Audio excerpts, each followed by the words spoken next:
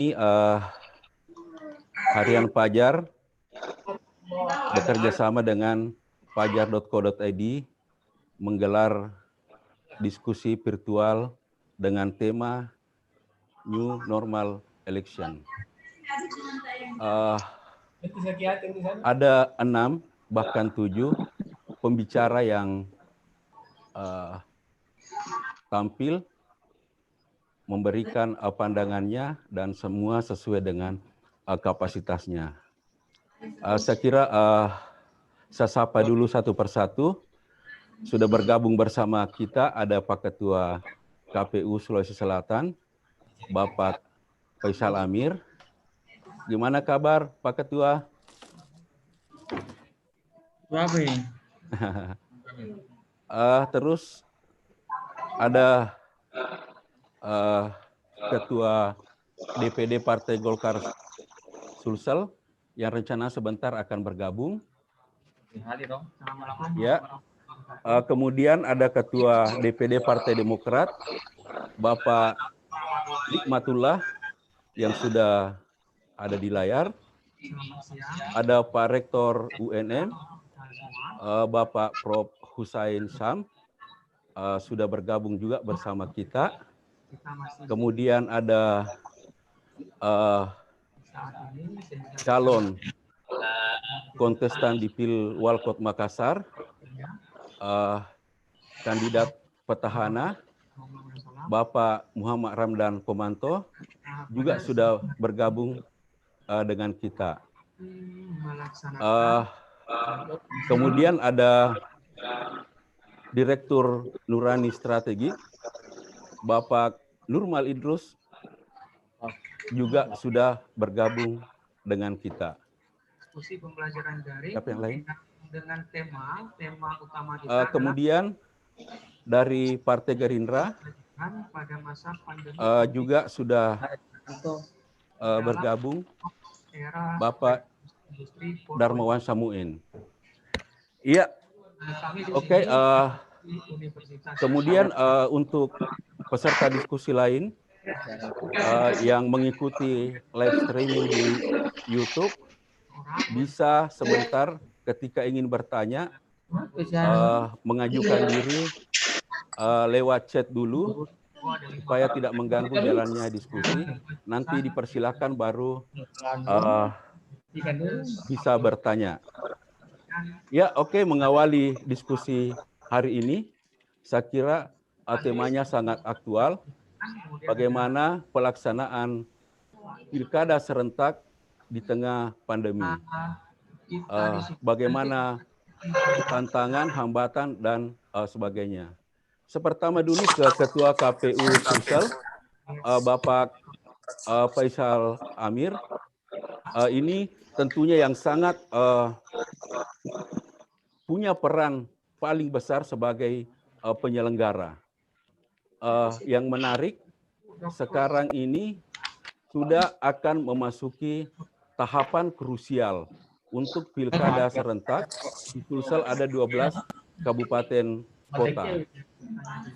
Kira-kira strategi apa yang digunakan oleh KPU sehingga pelaksanaan pilkada serentak bisa berjalan dengan bagus di tengah hambatan pandemi. Itu mungkin yang pertama dulu. Silakan Pak Ketua KPU. Terima kasih. Bismillahirrahmanirrahim. Assalamualaikum warahmatullahi wabarakatuh. Selamat siang dan salam sejahtera untuk kita semua. Yang saya hormati Bapak-Bapak narasumber, saya ingin menyapa satu-satu saudara saya Pak Nurmal Idrus, kemudian senior saya Prof. Husain, saudara saya Pak Andi Luhur, Pak Nurdin Halid, Kak Nikmatullah, Pak Dani, kemudian saudara saya Pak Arun Sping. Terima kasih sudah diundang terlibat dalam diskusi ini yang berjudul New Normal Election. Jadi saudara-saudara sekalian, saya kira kita tahu bersama bahwa hari ini kita sudah sepakat Republik ini sudah sepakat akan melaksanakan pilkada di new normal di 270 daerah. Sebenarnya terjemahan new normal ini antara lain tidak normal sebenarnya. Karena kita masih kondisi pandemik, kemudian akan melaksanakan pilkada. Bapak Ibu sekalian, saya ingin menyampaikan presentasi saya untuk kegiatan ini. Jadi sesungguhnya kawan-kawan sekalian, pilkada di tengah pandemik ini akan dilaksanakan untuk Sulawesi Selatan ada 12 kabupaten kota. 12 kabupaten kota itu kita tahu bersama bahwa ada Makassar, ada Goa, kemudian Bulukumba, Selayar, Maros, Pangkep, Baru, Toraja Utara, Tanah Toraja, Sopeng, kemudian Luwu Utara dan Luwu Timur. Akan dilaksanakan pilkada di 12 kabupaten tersebut. Sebenarnya pemilu atau pilkada di tengah pandemik sebenarnya ada dua hal yang memang harus dijaga, yaitu menjaga keselamatan demokrasi dan jaminan keselamatan rakyat. Keselamatan yang dimaksud ini tentu terkait soal pemilih, soal penyelenggara pemilu dan peserta pemilu. Ibu Bapak sekalian, namun dalam proses pelaksanaan pilkada di tengah pandemik, tentu tetap harus menjunjung tinggi asas-asas penyelenggaraan pemilu, misalnya harus tetap berlangsung secara langsung, umum, bebas, rahasia, jujur, dan adil. Ini menjadi standar penyelenggaraan pemilu dan pemilihan. Kalau saya bicara pemilihan berarti pilkada ya, Ibu Bapak sekalian, karena dalam undang-undang pilkada, dalam undang-undang pemilihan pilkada tidak disebut istilah pilkada, yang ada adalah pemilihan gubernur, wakil gubernur, bupati, wakil bupati, wali kota, dan wakil wali kota. Ibu Bapak sekalian, mohon maaf, saya diberi waktu berapa lama nih, moderator? Ya, untuk sesi awal ini 10 menit dulu, Pak. 10 menit ya, tolong disampaikan aja kalau agak kelamaan, karena kayaknya agak ini. Ibu Bapak sekalian, ada 4 tahapan, jadi sebenarnya tahapan pilkada itu seyogyanya, maaf, hari pemungutan suara seyogyanya dilaksanakan tanggal 23 September. Tahapan pelaksanaan pilkada sudah berjalan dari bulan Januari, mulai rekrutmen PPK dan PPS. Walaupun sebenarnya mulai dari Oktober sudah melaksanakan tahapan-tahapan seperti NPHD dan penyiapan rakor dan kegiatan lainnya. Tapi tahapan masuk pada teknis mulai di bulan Januari. Kemudian pada Januari, Februari sampai Maret. Di bulan Maret itu berhenti karena pandemik ini. Kemudian kita tahu bersama bahwa berdasarkan undang-undang, jadi pilkada ini ada pilkada 2020 ini ada 2 landasan hukumnya. Yang pertama adalah Undang-Undang Nomor 10 2016 tentang pemilihan gubernur, wakil gubernur, bupati, wakil bupati, wali kota, dan wakil wali kota. Kemudian terakhir dilakukan karena pilkada ini harus ditunda atau harus tidak berlanjut di bulan April, maka kemudian lahirlah Perpu nomor 2. Dalam Perpu nomor 2 itu memberikan penegasan bahwa pilkada dilaksanakan di bulan Desember 2020. Walaupun di 2020 atau Desember 2020 itu bukan harga mati di Perpu itu, karena dalam pasal selanjutnya disebut apabila pandemik belum selesai atau tidak memungkinkan untuk melanjutkan tahapan, maka bisa dilaksanakan, bisa ditunda kemudian setelah pembahasan antara pemerintah, KPU, Bawaslu, dan DPR RI.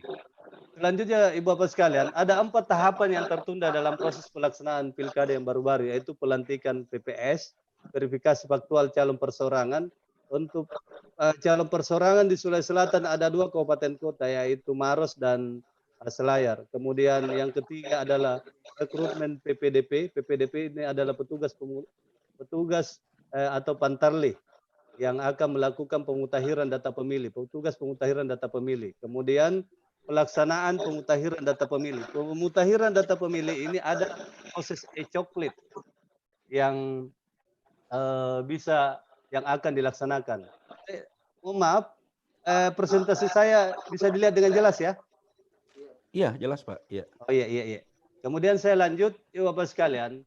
Sebelum kita masuk pada teknis penyelenggaraan, sesungguhnya ada 4, saya ingin masuk dulu pada membahas, ada 4 rekomendasi AIFES pada tahapan teknis pemilihan di era pandemik, yaitu pertama, berkomunikasi dan berkoordinasi dengan otoritas kesehatan masyarakat yang berkompeten. KPU sudah berkoordinasi dengan gugus tugas dan sudah lahir jawaban surat dari gugus tugas bahwa pilkada bisa dilaksanakan itu di masa pandemik dengan memakai protokol kesehatan.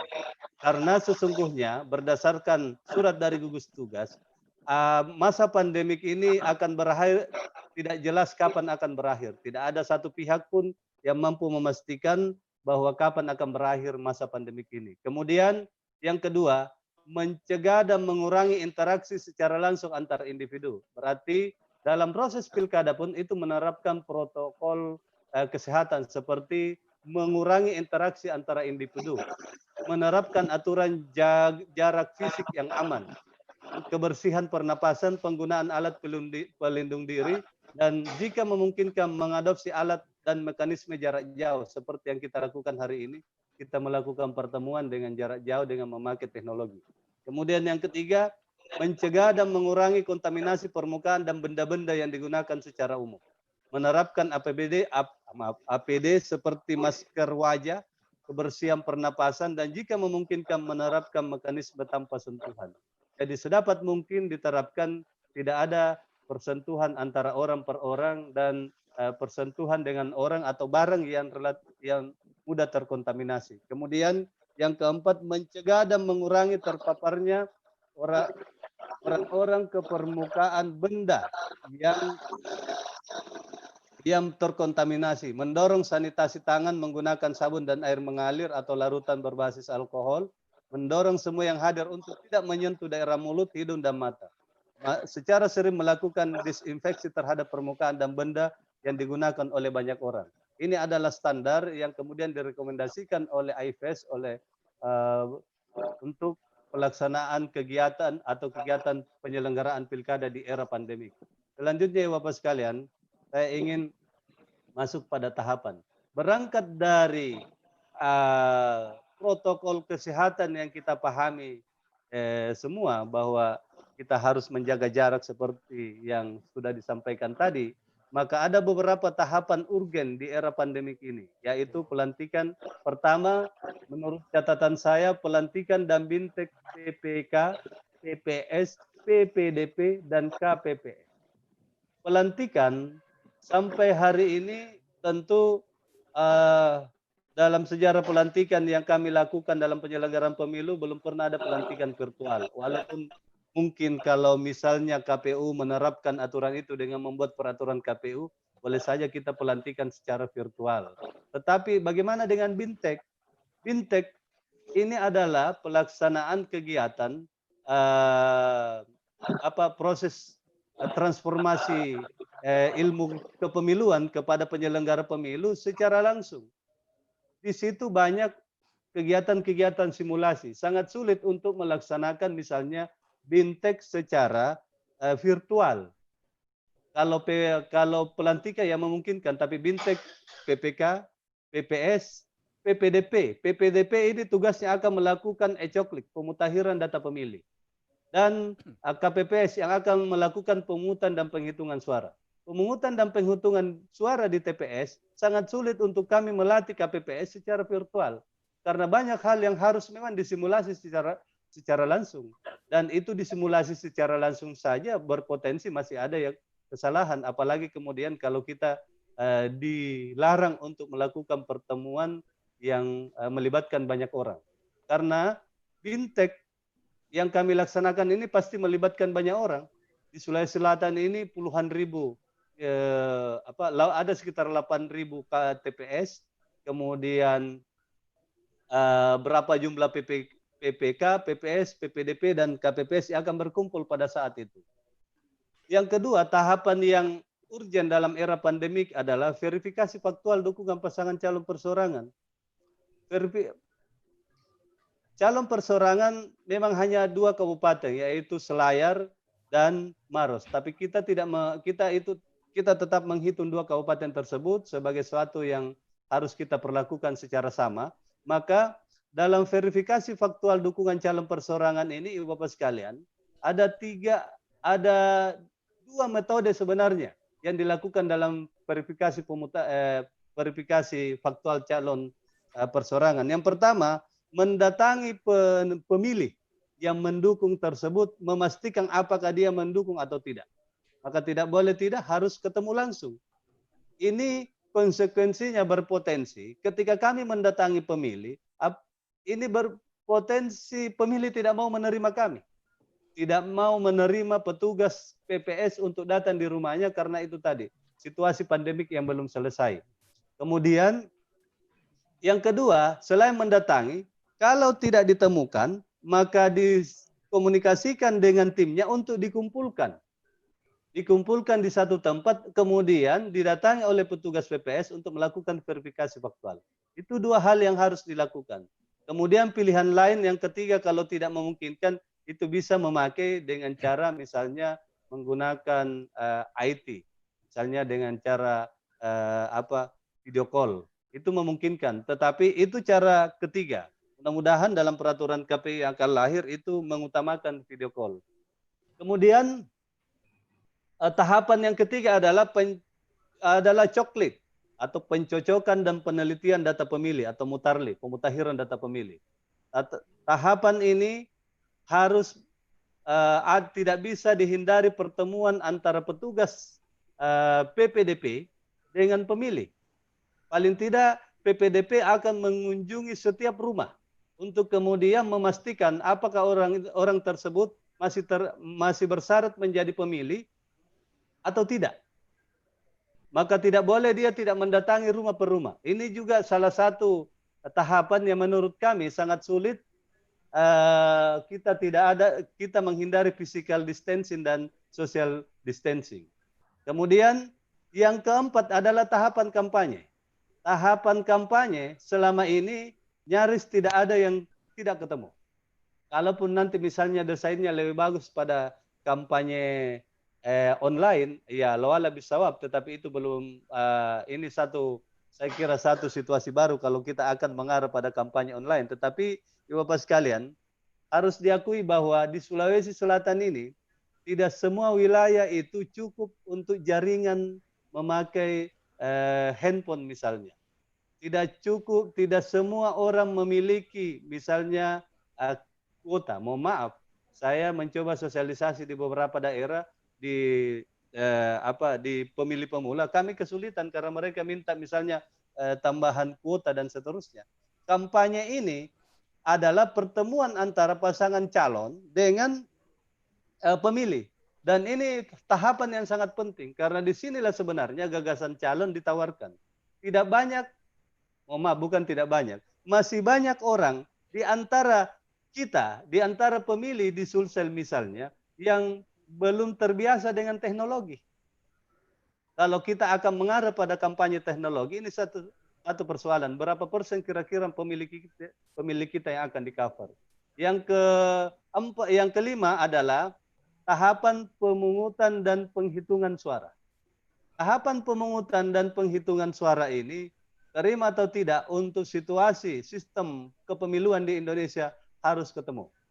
Karena kita belum mengatur misalnya bagaimana memilih dengan cara pos, memilih di rumah dan seterusnya. Bahkan kalau belajar dari tahapan pemilu sebelumnya, orang sakit pun kalau masih memungkinkan datang di TPS, itu harus datang di TPS. Bagaimana kalau ada pemilih? Ini juga adalah pemilih yang harus dilayani hak pilihnya, yang sudah kena COVID, yang sudah dikarantina. Apakah kita akan membuat TPS khusus yang tempat karantina? Bagaimana dengan petugasnya dan seterusnya? Saya punya kekhawatiran misalnya seperti ini. Bagaimana kalau ada penyelenggara pemilu, misalnya anggota KPU yang tiba-tiba dikatakan positif? Apakah bisa diganti atau tidak? Tidak bisa. Kalau misalnya satu PPS yang kena positif misalnya, masih bisa diganti dengan PPS yang lain atau diambil alih oleh PPK. Tapi bagaimana kalau misalnya satu kecamatan PPK-nya teridentifikasi positif atau KPU-nya? Maka siapa yang akan menyelenggarakan pilkada kalau dalam situasi seperti itu? Ini akan sangat berpotensi pada setiap tahapan-tahapan seperti ini. Kemudian rekapitulasi dan hasil penghitungan suara. Rekapitulasi hasil penghitungan suara ya Bapak sekalian, saya belum memikirkan melakukan rekapitulasi dengan cara virtual. Karena mohon maaf Ibu Bapak sekalian, pemilu kita di Indonesia ini adalah pemilu konvensional. Tingkat kecurigaan atau ketidakpercayaan beberapa pihak sangat tinggi. Misalnya dalam proses rekap, jangankan secara virtual, saksi ada di tempat saja masih sering curiga.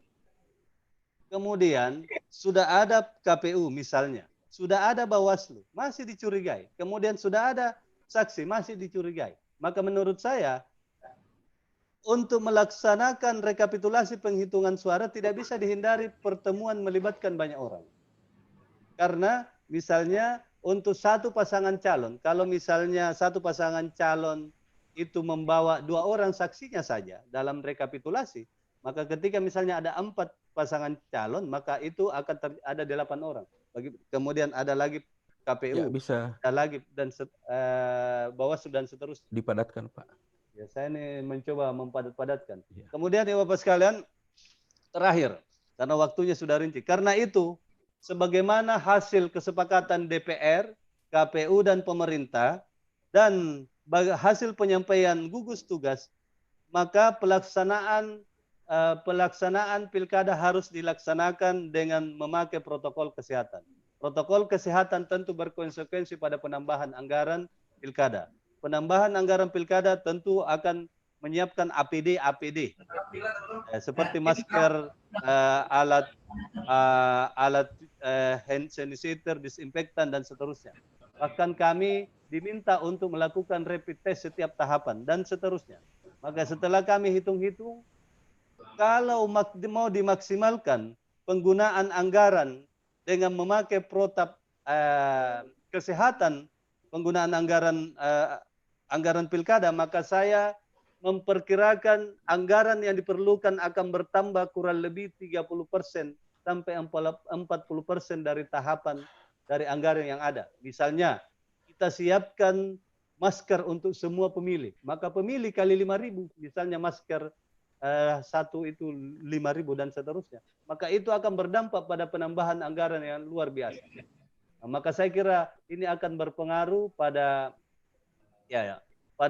proses pelaksanaan pilkada, karena kita ada pada dua persimpangan antara melaksanakan pilkada dengan protokol kesehatan yang membutuhkan anggaran. Sementara anggaran yang ada saja masih ada beberapa daerah yang tidak maksimal anggarannya. Jangankan mau nambah untuk anggaran protokol kesehatan, untuk anggaran mencukupkan saja misalnya honor PPK dan PPS, itu banyak daerah yang belum cukup anggaran honor PPK PPS-nya. Dan terakhir, saya takut, saya bukan kata takut ya, lebih bagus. Saya mungkin khawatir seperti ini. Dalam rekrutmen penyelenggara ad hoc kami, tidak banyak orang yang mau jadi KPPS, yang mau jadi PPDP, bahkan PPK dengan PPS. Karena situasi pandemi seperti ini. Maka itu menjadi ancaman baru dalam proses pelaksanaan pilkada kita hari ini. Saya kira demikian. Terima kasih dari saya, Bung Arsyad. Wassalamualaikum warahmatullahi wabarakatuh. Waalaikumsalam. Ya, oke. Terima kasih Pak Faisal Amir, Ketua KPU Sulsel. Saya masih ada satu pertanyaan untuk Pak Ketua. Ini Pak Ketua, memang kita kasih waktu yang lebih karena menjadi inti dari pembahasan kita hari ini. Tadi kalau kita mendengar penjelasan, pilkada kali ini sangat mengkhawatirkan karena ada pandemi dan adanya beberapa tahapan krusial sementara kita dibatasi oleh protokol COVID.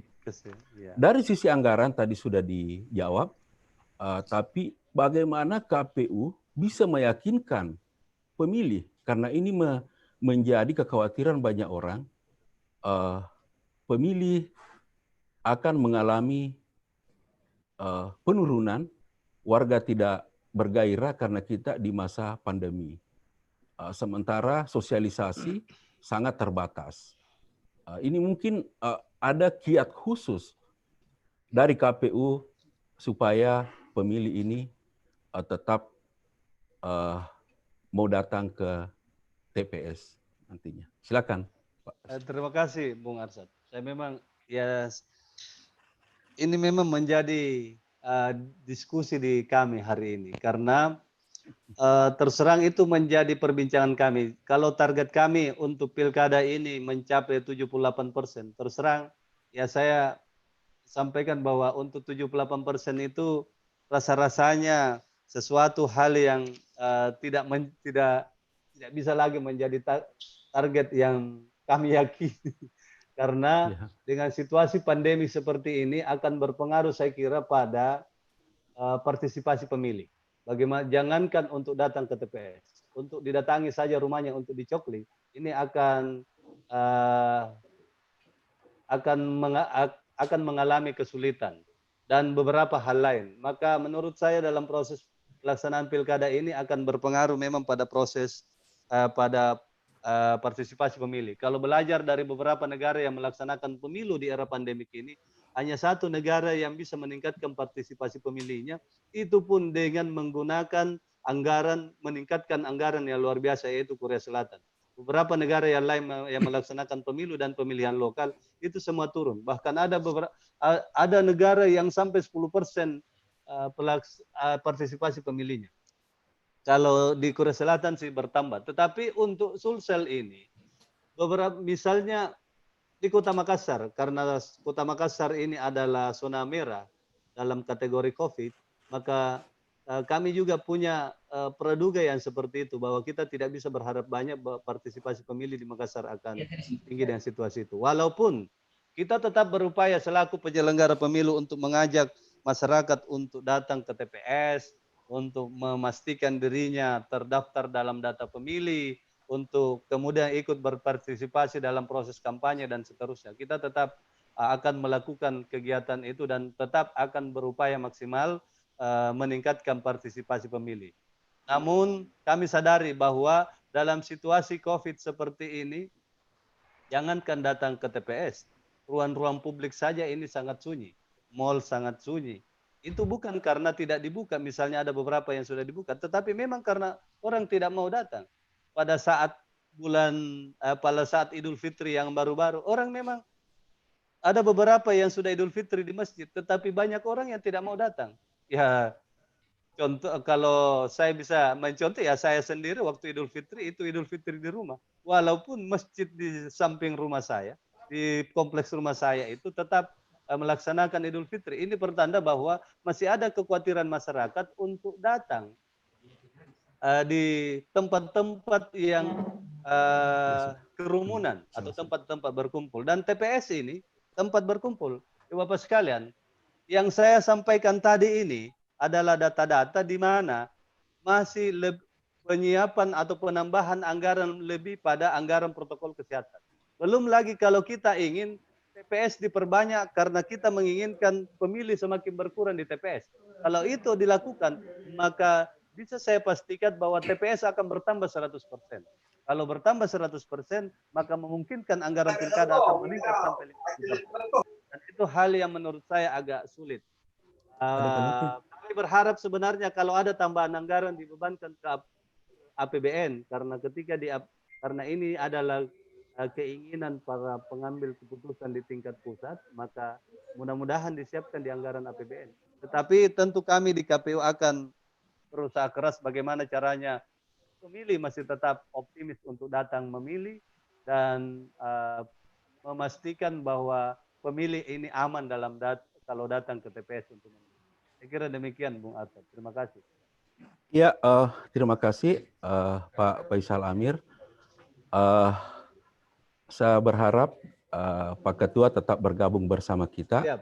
Sampai selesai, karena ini menjadi media untuk kita saling mendengarkan pandangan supaya bisa mengatasi masalah-masalah yang akan dihadapi ke depan. Saya sapa dulu narasumber lain sudah bergabung bersama kita, Ketua DPD 1 Partai Golkar Sulsel, Bapak HM Nurdin Halid. Sudah juga bergabung bakal calon Bupati Bulukumba, Bapak Arum Sping, dan pembicara lainnya. Untuk pembicara kedua, narasumber kedua, saya langsung saja ke Ketua DPD 1 Partai Golkar Sulsel, Bapak HM Nurdin Halid. Pak Nurdin. Assalamualaikum. Waalaikumsalam. Bagaimana kabar, Pak? Ya, alhamdulillah baik. Yang penting sehat. Ya, alhamdulillah, Pak. Ini kita masih dibatasi oleh protokol COVID, sehingga hari ini kita melakukan diskusi lewat virtual. Ya, untuk Pak Nurdin, kita tahu bahwa Partai Golkar ini adalah partai pemenang pemilu di Sulsel dan punya basis massa di Sulsel yang besar. Kemudian menghadapi pilkada serentak 12 kabupaten kota di Sulsel ini di era pandemi, apakah Partai Golkar sudah siap dengan pilkada serentak ini? Terima kasih. Terima kasih Pak Arsad laku moderator. Yang saya hormati seluruh narasumber. Yang maaf tidak bisa saya sebut satu persatu, dan seluruh peserta diskusi ini yang saya lihat di layar ini sangat ramai. Ini alhamdulillah tengah-tengah kita masih berada dalam suasana musibah dunia, yaitu pandemi COVID-19. Saya memberi apresiasi kepada penyelenggara yang memiliki inisiatif untuk menggelar diskusi ini yang menurut saya sangat strategis dan penting. Di tengah-tengah banyak orang pesimis, termasuk Ketua KPD yang saya tidak sangka, Pak Faisal, mohon maaf. Harusnya Ketua KPD tidak boleh pesimis, harus optimis. Karena suka tidak suka, menurut saya kesehatan itu memang di atas segala-galanya. Tetapi jangan karena pandemi COVID-19 kemudian mengurangi aktivitas kita dalam hal produktivitas, baik di bidang ekonomi, di bidang sosial, apalagi di bidang demokrasi. Oleh karena itu kalau Partai Golkar, Pak Arsad yang ditanya mengenai kesiapan, suka tidak suka, senang tidak senang, agar demokrasi bisa berjalan sebagai siklus 5 tahunan daripada peralihan kepemimpinan di setiap daerah yang 200.000 daerah Indonesia akan pilkada, maka kita harus siap. Tidak boleh kata tidak siap. Persoalan ada hambatan, ada tantangan, itulah yang kita harus cari solusi. Nah, menurut saya, saudara sekalian, ada 3 sikap yang harus kita persiapkan untuk menyambut dan menyongsong daripada pesta demokrasi sesuai dengan Perpu tanggal 9 Desember 2020 kalau tidak salah, tanggal 9 Desember. Yaitu sikap yang pertama adalah kecerdasan berpikir. Nah, tadi sebetulnya sudah ditunjukkan oleh rekomendasi KIPS ya, langkah-langkah kalau kita ingin melakukan suatu kegiatan termasuk pesta demokrasi atau pilkada serentak. Tadi langkah-langkahnya sudah sangat bagus.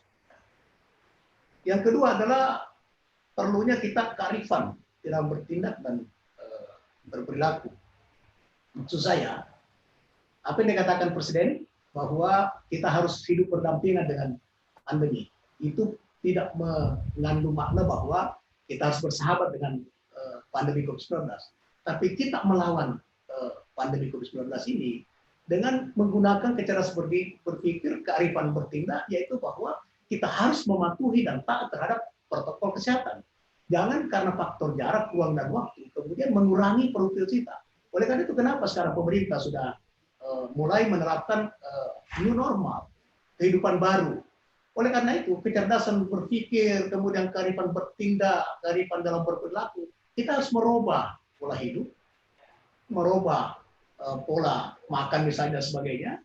Tidak seperti yang dulu dalam penuh dengan kebebasan, setiap saat suka-suka kita makan coto, makan ini, makan dan sebagainya. Tapi sekarang kita butuh bagaimana merubah pola hidup, merubah pola makan dan sebagainya. Yang ketiga adalah sikap kita disiplin dalam berinteraksi. Nah, ini yang paling penting bagi Pak Amir. Bagaimana KPU merakit peraturan, merancang peraturan yang bisa masyarakat itu terangsang untuk ikut pesta demokrasi, tapi dia disiplin di dalam melakukan interaksi politik, interaksi demokrasi, termasuk pada saat sampai pemilihan itu, dengan kita menerapkan physical distancing dengan sepenuhnya, menerapkan daripada protokol kesehatan. Kalau kita lihat sekarang di Jakarta, ya, saya sekarang masih di Jakarta sudah 3 bulan tidak pernah ke Makassar karena pandemi itu. Tapi tidak berarti bahwa saya tidak bisa berinteraksi dengan keluarga saya, tidak bisa berinteraksi dengan sahabat-sahabat di Makassar, tidak bisa berinteraksi dengan seluruh pengurus Golkar, pusat Golkar. Kalau kita lihat dari kemarin, saya baru pertama ke kantor, itu sudah sangat ramai Jakarta ini. Dan bahkan sebetulnya saya khawatir juga Pak Amir, karena banyak yang tidak di situ. Tetapi risiko itu masyarakat sudah menerima, karena dia lihat bahwa tidak boleh dengan musibah ini kemudian kita tidak produktif dalam segala hal. Nah, oleh karena itu menurut saya ada 2 pilihan bagi KPU. Kalau pesimis dan merasa tidak punya kemampuan karena takut dengan pandemi dalam segala faktornya, ada 2 pilihan. Yaitu yang pertama, kita lakukan sesuai dengan Perpu dengan berbagai risiko, tapi kita sudah menyiapkan solusinya, kemudian melakukan tindakan pencerahan terhadap seluruh masyarakat di 270 kabupaten kota. Kalau KPU merasa bahwa dia pesimis dan tidak mampu lakukan itu, maka pilihan yang kedua adalah KPU harus menyatakan sikap mengusulkan kepada pemerintah pilkada serentak terlakukan tetapi tidak pemilu langsung. Untuk kali ini dilakukan melalui DPRD Kabupaten Kota, DPRD Provinsi. Itu kan cukup juga dengan Perpu, dan menurut saya sudah cukup patuh. Karena kita tidak boleh lagi menunda daripada pesta demokrasi pemilu serentak 2020 ini. Kapan kita tunda, maka itu akan mengganggu pilkada, pileg, pilpres 2024. Itu juga sebuah konsekuensi. Oleh karena itu saya setuju bahwa ada kekhawatiran kita, tetapi kemudian kita harus mencari solusi untuk mengatasi persoalan tersebut. Ya, menurut saya kalau KPU tidak siap bukan karena tidak mampu, tetapi karena kekhawatiran juga bisa kita benarkan. Tapi menurut saya tidak perlu pesimis begitu, Pak Faisal. Tapi kalau ini pun dengan berbagai pertimbangan dari pakar kesehatan, pakar ekonomi, pakar politik, berkesimpulan bahwa ini berisiko sekali dilakukan, maka KPU saya mohon saya minta supaya menyatakan sikap kepada pemerintah, pilkada kita lakukan dengan melalui pemilihan DPRD. Itu resikonya kecil, demokratisasinya juga tetap tidak melanggar Undang-Undang 45 dan tidak juga melanggar hak-hak daripada rakyat, karena itu adalah perwakilan yang juga dipilih langsung oleh rakyat. Saya kira itu pendapat saya, Pak Arsyad dan sekalian. Saya mohon maaf, saya harus lari-lari dari tempat ini karena ini ada 2 virtual waktu yang bersamaan. Sekarang saya juga harus ikut sidang mahkamah partai, tapi setelah itu kemudian setelah saya berpendapat di sana, saya balik lagi ke sini. Itu satu pertanyaan lagi Pak Nurdin. Ya, baik. Ini menarik sekali. Ini tantangan bagi KPU tadi dan Partai Golkar sudah memberi warning KPU betul-betul bisa maksimal menyelenggarakan pilkada.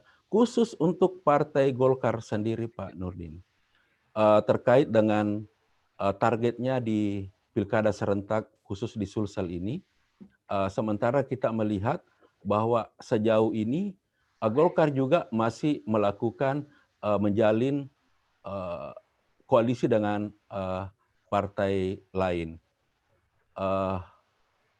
Kesiapan Golkar sendiri, apalagi Makassar, orang sebetulnya berharap bahwa Makassar ini, Golkar kenapa tidak berani mengusung calon dari kadernya sendiri, padahal kader Partai Golkar kan banyak sekali dan hebat-hebat semua. Terima kasih Pak Nurdin.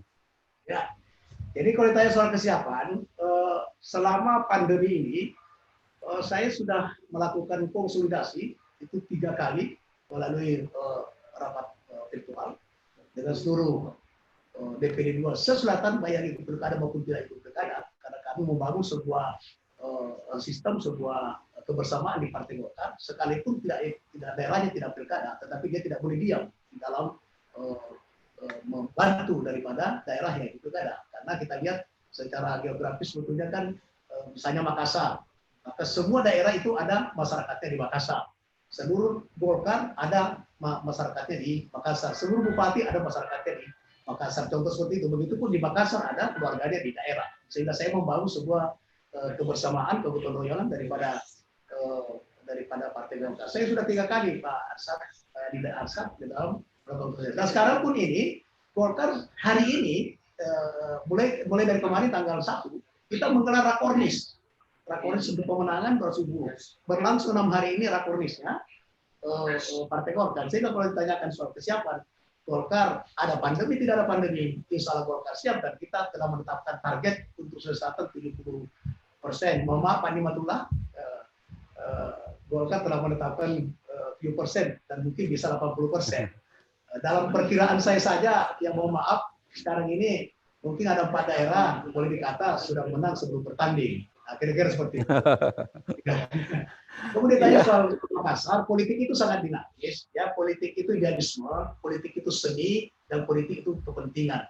3 ini saya padukan di dalam saya memanage Partai Golkar baik sebagai wakil ketua umum pemenangan pemilu, badan saksi nasional maupun sebagai ketua TP1 Golkar Sulsel. Jadi politik itu dinamis dengan 3 prinsip saya, politik itu idealisme, politik itu seni, dan politik adalah kepentingan. Itulah yang mewarnai sehingga kebijakan kita di Kota Makassar seperti yang publik sudah ketahui secara besar.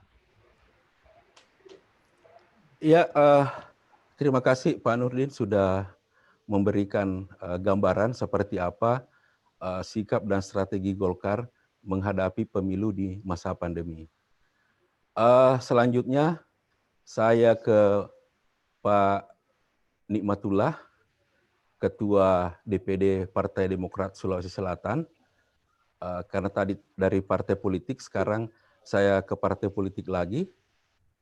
Pak Nikmatullah, Pak Partai Demokrat. Halo. Ya, halo. Iya. Halo.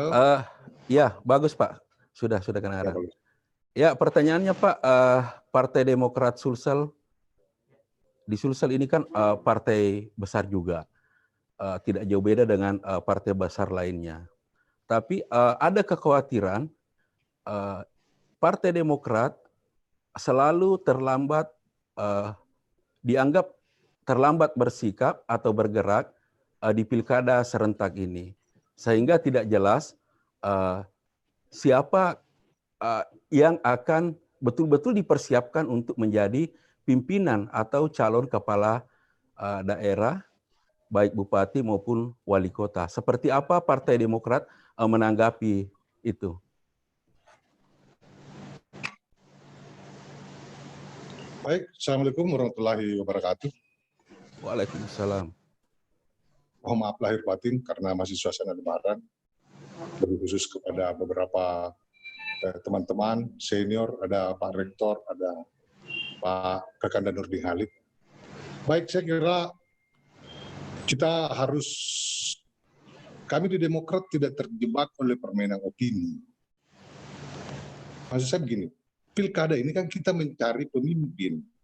Kita mencari orang yang bisa memimpin daerahnya dan membuat maju daerah terutama rakyat. Kita tidak sedang mencari penguasa.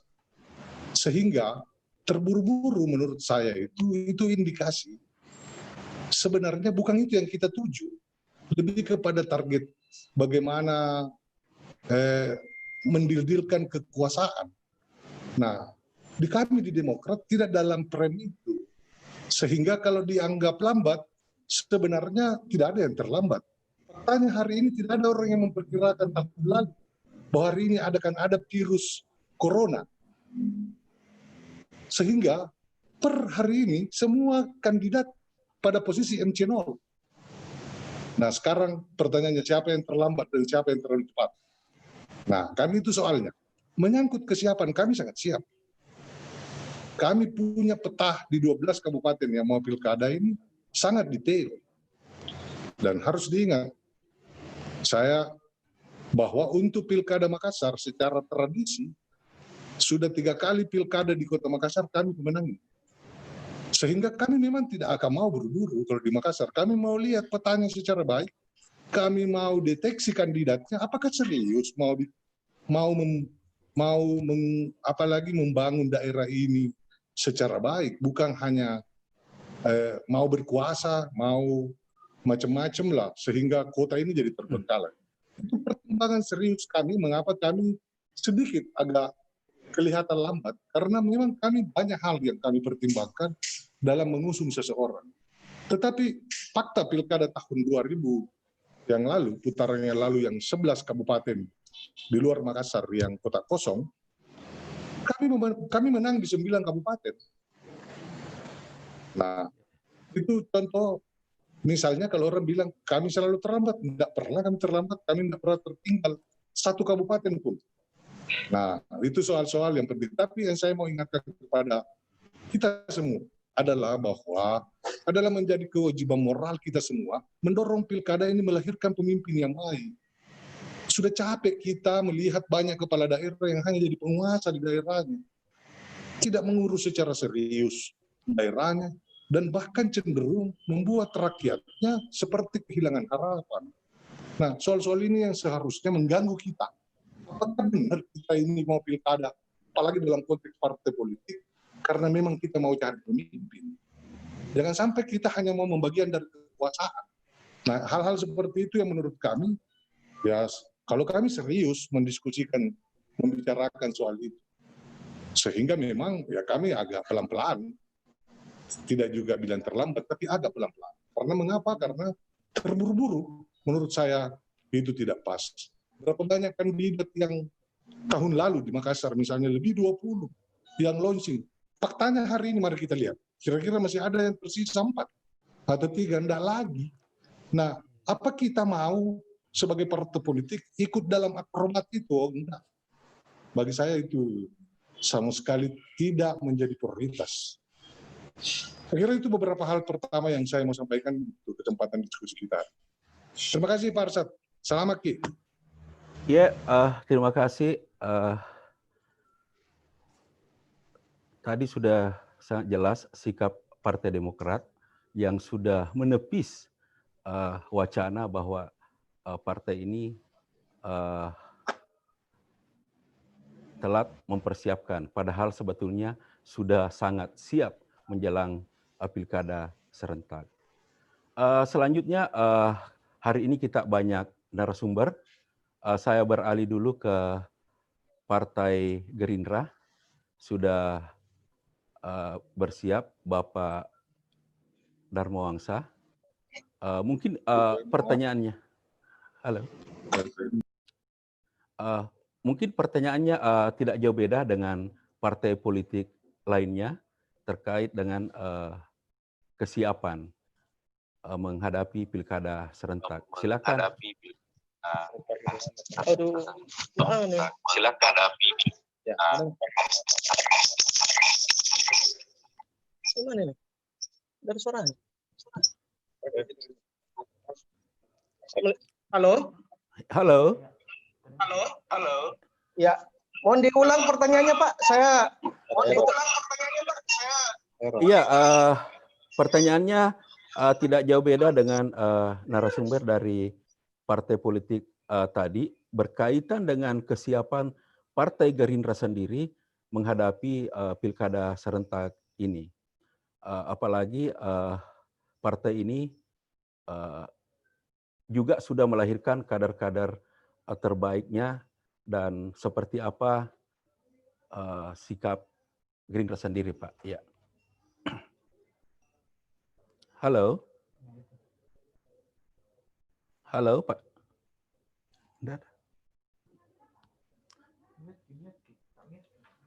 Assalamualaikum warahmatullahi wabarakatuh. Waalaikumsalam warahmatullahi Bisa dengar? wabarakatuh. Sudah, bagus Pak. Ya.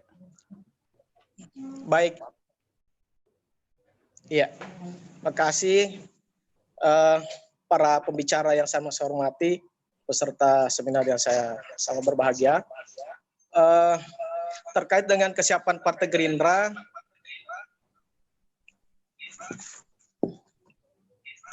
terkait dengan pilkada serentak yang akan kita laksanakan, di akan datang ini, alhamdulillah Partai Gerindra sudah melaksanakan. Hilang suaranya.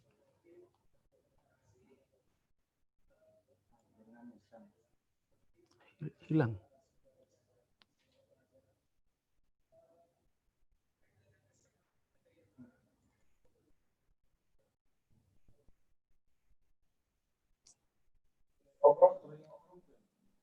Iya, mohon maaf terganggu Pak. Iya, iya. Jadi Sudah bagus, seluruh Pak. Iya. tahapan kita sudah selesaikan dan seluruh calon-calon sudah berada di DPP. Nah, tentu tinggal kita menunggu petunjuk selanjutnya dari DPP tentang Juknis yang akan turun.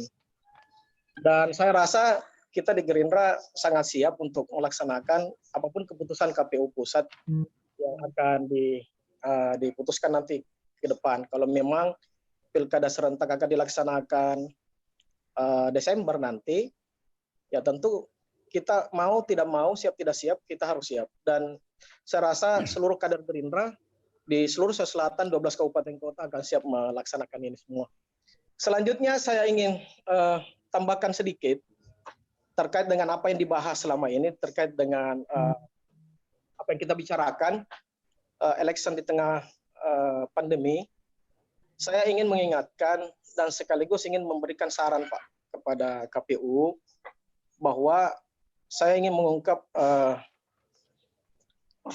istilah apa yang diungkapkan oleh Cicero, yaitu solus populi suprema lex exto, bahwa keselamatan rakyat merupakan hukum tertinggi. Saya ingin menggunakan kesempatan yang baik ini untuk memberikan masukan dan pertimbangan kepada Pak Ketua KPU Sulawesi Selatan, bahwa kemarin kita juga sudah membicarakan di beberapa seminar terkait dengan pelaksanaan election di tengah pandemi ini. Kami di Gerindra, saya rasa ingin menyampaikan bahwa pihak KPU sendiri sebenarnya dari berbagai kesempatan sudah menyatakan hampir ketidaksiapannya terkait dengan election yang akan dilaksanakan di bulan Desember nanti. Hanya memang karena tugas, tentu mau tidak mau, teman-teman di KPU harus melaksanakan bila mana regulasi ini turun untuk dilaksanakan di Desember. Harapan kami adalah kalau memang pelaksanaan ini sangat berisiko, kemudian dapat mengancam keselamatan masyarakat terkait dengan kesehatannya karena adanya wabah COVID, maka saya sangat setuju dengan Ketua DPD 1 Golkar, Pak Nurdin Halid, bahwa ada hal yang bisa kita lakukan. Bahwa di tengah wabah ini semua bisa memungkinkan, Pak. Perpu itu juga bisa dirubah, dan Perpu itu bisa disampaikan kembali oleh pemerintah pusat terkait dengan pergeseran daripada pelaksanaan pemilihan langsung ke DPR. Dan sebagai pelaksananya itu tetap KPU, Pak. Nah, kalau dikatakan kemudian ada banyak hal yang mengatakan kontra terkait dengan pemilihan di DPR, DPR itu bisa juga diawasi oleh Bawaslu, Pak. Jadi DPR bisa diawasi oleh Bawaslu, kepolisian, TNI, sehingga betul-betul pemilihan DPR itu dapat menghasilkan sesuatu yang memang murni, bahwa kita mendapatkan pemimpin yang tidak jauh beda dari pemilihan rakyat itu sendiri. Karena DPR juga adalah perwakilan masyarakat. Kalau memang KPU merasa bahwa agenda pemilihan langsung itu sangat berisiko buat masyarakat. Jadi ini masukan saya dari Partai Gerindra, Pak. Mudah-mudahan ini dapat menjadi masukan bagi teman-teman KPU. Dan saya pikir kita sependapat dengan Partai Golkar bahwa jika regulasi itu turun, mau tidak mau kita akan laksanakan. Mau pemilihan langsung tetap harus kita laksanakan. Hanya kalau memang bisa di tengah pandemi ini, karena kami yakin bahwa masyarakat akan sangat riskan untuk datang ke TPS, Pak, di tengah pandemi ini, apabila vaksinnya kita belum temukan. Jadi saya pikir daripada kedaulatan rakyat sementara terancam dengan menghasilkan pemimpin yang tidak kredibel, tidak berintegritas karena dipilih di bawah 50% oleh pemerintah, oleh masyarakat, ya tentu lebih bagus kita berpikir lain untuk mendapatkan pemimpin ke depan. Jauh lebih bagus kita lakukan lewat DPR untuk, nah nanti pada saat pandemi berakhir, ya diterbitkan Perpu lagi untuk pemilihan langsung, kan bisa saja seperti itu, Pak. Saya rasa itu masukan saya untuk sementara. Terima kasih. Assalamualaikum warahmatullahi wabarakatuh. Waalaikumsalam. Terima kasih. Pandangan lain yang sangat menarik, bagaimana kita pilkada tetap berlangsung, tapi keselamatan masyarakat juga terjamin. Ada opsi lain selain pemilihan langsung, bagaimana kalau kembali ke DPR dengan sistem perwakilan seperti di era lampau. Saya kira ini hal yang sangat menarik, namun kita masih terus ikuti perkembangan apa yang akan terjadi nantinya. Untuk itu, karena ini sudah memasuki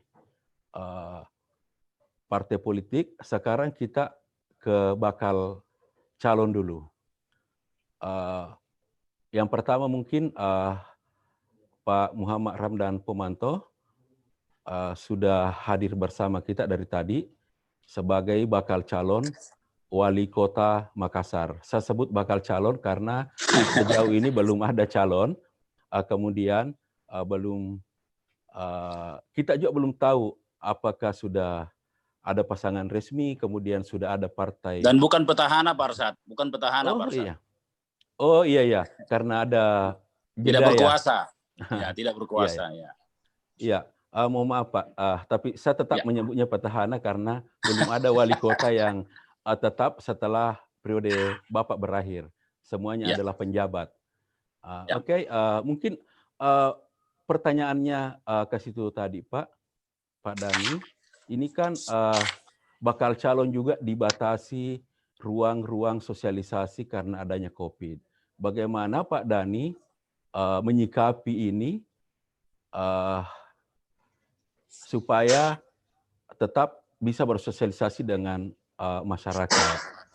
Ya, adakah strategi-strategi khusus atau seperti apa? Silakan Pak Dani. Terima kasih Pak Arsad. Assalamualaikum warahmatullahi wabarakatuh. Di sini ada Pak Rektor, Ketua KPU, pimpinan-pimpinan partai politik, ada Pak Nurmal, keluarga besar Fajar, dan teman-teman media serta seluruh yang mengikuti acara webinar ini. Sebuah kehormatan bisa share-share dan gabung-gabung, dan beberapa pandangan tadi yang kami lihat. Jadi yang pertama adalah, saya kira keputusan pemerintah pusat tentang pelaksanaan 9 Desember sudah sangat tepat. Kenapa sudah sangat tepat? Sangat tepat karena mengambil keputusan di waktu yang tidak pernah pasti. Karena ada yang mengatakan bahwa 2021 itu lebih baik daripada 2020. Kalau dalam beberapa analisis sejarah COVID, itu tidak menjadi jaminan. Karena ternyata ada second wave-nya, ada gelombang keduanya, bahkan ada gelombang ketiganya. Artinya, tahun 2021 tidak menjamin lebih baik daripada tahun 2020. Artinya, memutuskan tahun 2020 sama dengan memutuskan tahun 2021. Kalau mau amannya, kemungkinan vaksin ditemukan, itu tahun 2022. Tapi tentunya panjangnya masa tunggu ini akan menimbulkan krisis baru lagi, krisis demokrasi kita. Bapak-bapak, Ibu yang saya hormati, bagi kami kandidat, saya kira apapun kondisinya, inilah justru bentuk-bentuk pengujian nyata bagi semua kandidat dalam situasi seperti ini yang kemudian tetap bisa menjawab suara-suara rakyat yang real, yang kemudian berubah dalam sebuah kondisi-kondisi tertentu seperti COVID ini yang tidak pernah orang bayangkan, di mana COVID sendiri begitu banyak pengetahuan-pengetahuan baru yang berkembang yang kemudian harus diadaptasi oleh para kandidat. Jadi saya kira COVID ini justru menjadi pengujian yang terbaik bagi calon-calon pemimpin yang ingin mengikuti Pilkada 2020. Nah, bagaimana dengan kondisi keterbatasan karena tidak boleh ada social distancing atau ada jarak? Saya kira kita pakai bagaimana sistem jejaring, sistem smart city. Jadi saya kira jawaban itu semua orang sudah tahu. Tinggal bagaimana konten-konten kita kelola dengan baik. Apa yang dikhawatirkan oleh Pak Faisal Amir, saya kira ini menjadi bahagian dari tantangan kita semua. Misalnya bagaimana partisipasi masyarakat atau partisipasi publik terhadap pemilu kali ini itu bisa sama, paling tidak sama dengan hal-hal biasa. Seperti 78% tadi yang ditargetkan atau 75% tadi. Saya kira Pak Faisal, saya ingin memberikan share usulan, barangkali momen ini bisa dipakai justru untuk bagaimana ada insentif COVID bagi masyarakat kita. Misalnya begini, ini terlepas daripada kandidat, bukan hal politik, tapi pemerintah. Siapa yang datang, keluarga yang datang mencoblos, dia dapat sembako dari pemerintah, bukan dengan sama siapapun misalnya, tapi itu rawan memang. Ataukah barangkali dia dapat obat atau vitamin dari pemerintah. Jadi sekalian kita mengobati orang pada saat suka tidak suka orang pasti akan berkumpul walaupun dalam waktu yang bisa diatur dengan baik. Tetapi momen ini bisa dijadikan momen menjadi daya tarik bagi masyarakat untuk turut serta sekaligus dia memikirkan kesehatannya dengan ada insentif-insentif yang dipikirkan yang tentunya tidak akan menimbulkan kerawanan politik tadi. Jadi saya kira apapun keputusan pemerintah, dalam kondisi apapun, kami sebagai kandidat senantiasa harus siap dan tidak ada kata tidak siap, terutama di dalam menyikapi, membuat mitigasi, dan beradaptasi dengan kondisi seperti yang kita lihat hari ini.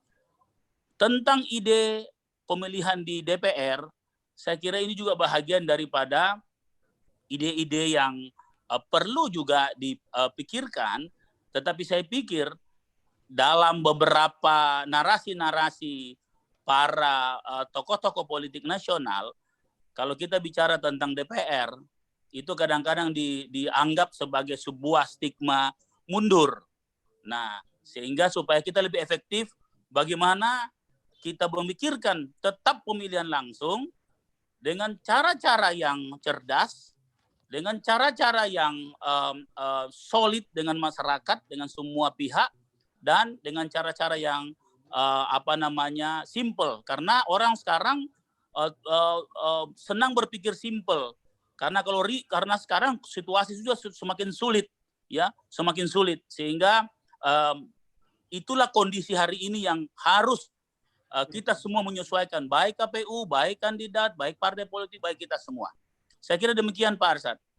Ya, terima kasih Pak Dhani, dan saya harap masih tetap bergabung bersama kita karena sebentar kita akan buka sesi tanya jawab. Dalam diskusi kita kali ini juga hadir bakal calon Bupati di Bulukumba, Bapak Arum Sping. Setelahnya nanti baru masuk ke Pak Rektor UNM. Pak Arum Sping, apa kabar? Halo. Pak Arum. Halo. Assalamualaikum. Ya, tidak kedengaran. Kalau begitu, kita langsung ke Pak Rektor dulu, Pak Rektor UNM, Bapak Prof. Hussein Sam, yang dari tadi bergabung bersama kita di diskusi New Normal Election. Saya sapa dulu Pak Rektor, apa kabar? Tidak ada. Assalamualaikum warahmatullahi wabarakatuh. Waalaikumsalam warahmatullahi wabarakatuh. Saya lihat Pak Rektor ini dari awal sudah bergabung bersama kita. Tadi sudah mendengar KPU dari partai politik, kemudian dari bakal calon yang akan bertarung di pilkada. Kita mau mendengar pandangan dari kalangan kampus, dari akademisi terkait dengan pilkada serentak ini, khususnya Pak Rektor sebagai pimpinan tertinggi di Universitas Negeri Makassar. Kampus kan identik dengan politik cerdas, politik berintegritas. Bagaimana peran kampus dalam menyukseskan pilkada serentak di Sulsel? Terima kasih Pak Rektor, silakan. Terima kasih Pak Arsad. Sekali lagi Assalamualaikum warahmatullahi wabarakatuh. Salam sejahtera untuk kita semua. Minal aidin wal faizin. Mohon maaf lahir dan batin.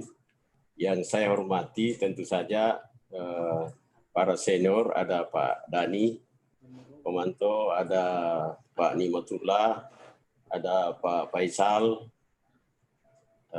ada Pipin, saudara saya Pipin, ada Dan Mawansa, dan seterusnya, Nurdin Halid, semua narasumber yang saya hormati, teman-teman pengelola grup Pajar yang sama berbahagia, dan seluruh partisipan webinar pada kesempatan sore ini yang berbahagia dengan tema yang sangat urgen menurut saya dan sangat luar biasa.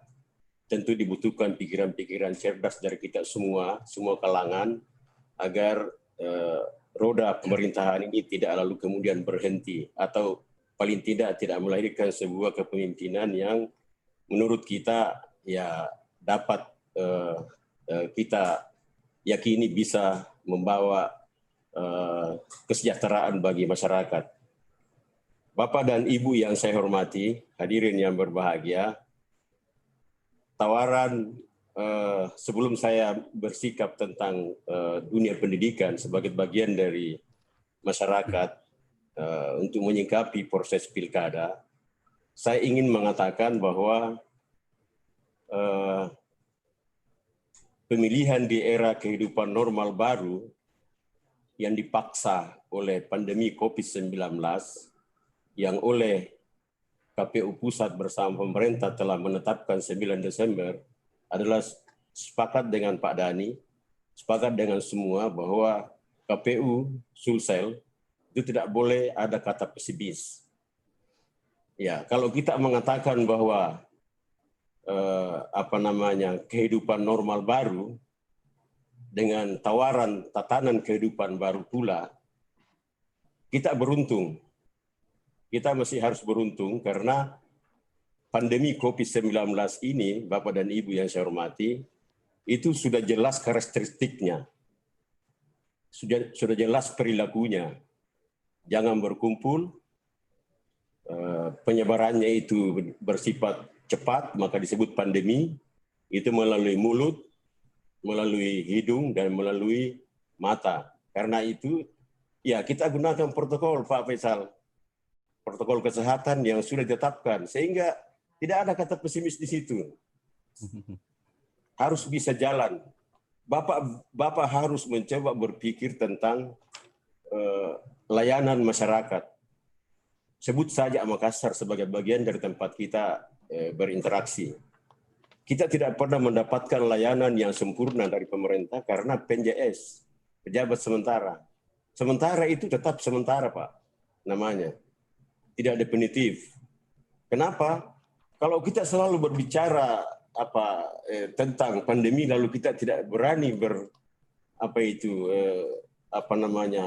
bersikap, apalagi sudah jelas karakteristik yang kita hadapi sebagai bagian dari perlawanan kita, yaitu COVID-19 dengan segala itu tadi, maka sebenarnya tidak ada yang harus berubah. Tahapan itu tidak ada yang harus berubah. Semua kita lakukan tinggal mengikuti protokol itu tadi. Tidak dalam jumlah banyak. Kalau kita bersosialisasi, Pak Dani bersosialisasi, Pak Pipin bersosialisasi, tidak perlu harus orang banyak. Tapi perbanyak pertemuan. Kira-kira begitu begitu logika berpikirnya. Tapi yang saya mau bilang, selain kita berpikir tentang bagaimana kita melaksanakan pilkada serentak di pandemi COVID-19 ini yang kita rencanakan Desember dan jangan sampai mundur lagi, sehingga membuat tatanan kehidupan masyarakat sebagai sebuah siklus tidak jelas, maka menurut saya ini harus dipastikan dan diupayakan semaksimal mungkin. Tapi pikiran saya yang lain adalah, saya ingin mengajak KPU, pemerintah dan DPR, untuk berpikir yang lain juga. Maksud saya selain kita berpikir bagaimana melakukan pilkada serentak di tengah pandemi COVID yang sudah kita tahu karakteristiknya gitu, kita juga harus pikirkan bahwa perlu juga menata cara pemilihan berikutnya selain tadi dengan sifat DPR, tapi itu juga ditawarkan dengan sifat sementara. Kalau saya mau yang paten sebagai sebuah pilihan. Pilihannya adalah e-voting. Kita bisa bayangkan Bapak dan Ibu yang saya hormati, 2 tahun atau 3 tahun yang lalu, mari kita coba tarik sedikit cara berpikir keagamaan kita misalnya, bahwa kita percaya Tuhan sebagai pencipta yang menciptakan manusia lalu kemudian tiba-tiba diberi secuil ilmu oleh Tuhan kepada manusia yang tadi itu yang bergerak di bidang teknologi, maka membuatlah percepatan teknologi yang 400 kali lipat kecepatannya dari perkembangan teknologi sebelumnya. Maka kemudian tiba-tiba 2 tahun yang lalu kita semua seluruh dunia bersepakat bahwa era ini adalah era revolusi industri 4.0. Bapak bisa bayangkan kalau Tuhan tidak mengatur itu, tidak memberi ilmu kepada ciptaannya yang namanya manusia saat itu, 2 tahun yang lalu kita bersepakat bahwa kita ada di era revolusi industri 4.0 ini, lalu kemudian tiba-tiba datang ini sebuah ciptaan Tuhan juga yang namanya corona, ya, yang namanya corona dengan segala karakteristiknya kita sudah tahu, maka kita terkapar semua Pak. Tentu di perguruan tinggi juga terkapar. Kami tidak pernah merasa bahwa ini adalah kehidupan sementara.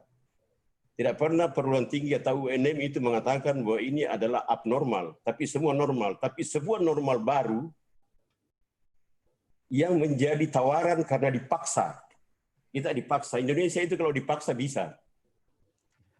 Itu kebiasaan kita, dipaksa bisa. Kita dipaksa oleh COVID-19 untuk hidup dalam dunia baru. Sehingga jangan menganggap ini adalah abnormal, ini normal. Ini adalah fitur atau tawaran sebuah proses kehidupan. Tetapi ada protokolnya oleh kesehatan karena kita lagi berhadapan dengan ini. Tapi ini kehidupan yang normal baru. Jadi tidak bisa kita berhenti melakukan sebuah kreasi, sebuah inovasi dalam menyikapi ini dengan sudah mengetahui tadi itu mengetahui tadi karakteristik sifat fisik dari sifat perilaku dari COVID ini tadi. Bapak bisa bayangkan kalau selalu kita atas nama pandemi lalu kita COVID-19 lalu kita berubah dan settingan kehidupan kita tidak pernah berpikir normal juga hari ini, maka bisakah kita memastikan bahwa setelah selesai corona tidak akan lahir koroni atau King Kong yang kira-kira relatif sama karakteristiknya, lalu kita dipaksa terus dalam kehidupan yang sementara. Semua pejabat kita menjadi PJS yang dikendalikan oleh atasannya lagi misalnya, lalu kemudian masyarakat menjadi korbannya. Coba kita pikir ini Pak Faisal, harus dipikirkan baik-baik ini sehingga menurut saya ini harus. Nah, selain itu misalnya tawaran berikutnya adalah berpikirlah tahapan ini harus jalan dan pikirkan juga sebuah perubahan tidak langsung misalnya. Maksud saya tidak langsung itu maksudnya kita melalui e-voting misalnya. Teknologi kan sudah hadir Pak. Kalau perlu pemerintah itu membelikan semua ponsel kepada wajib pilih berapa misalnya. Kira-kira begitulah. Mungkin ini lebih murah misalnya. Dibelikan semua ponsel. Kalau misalnya ada orang gaptek misalnya di daerah yang paling terpencil misalnya.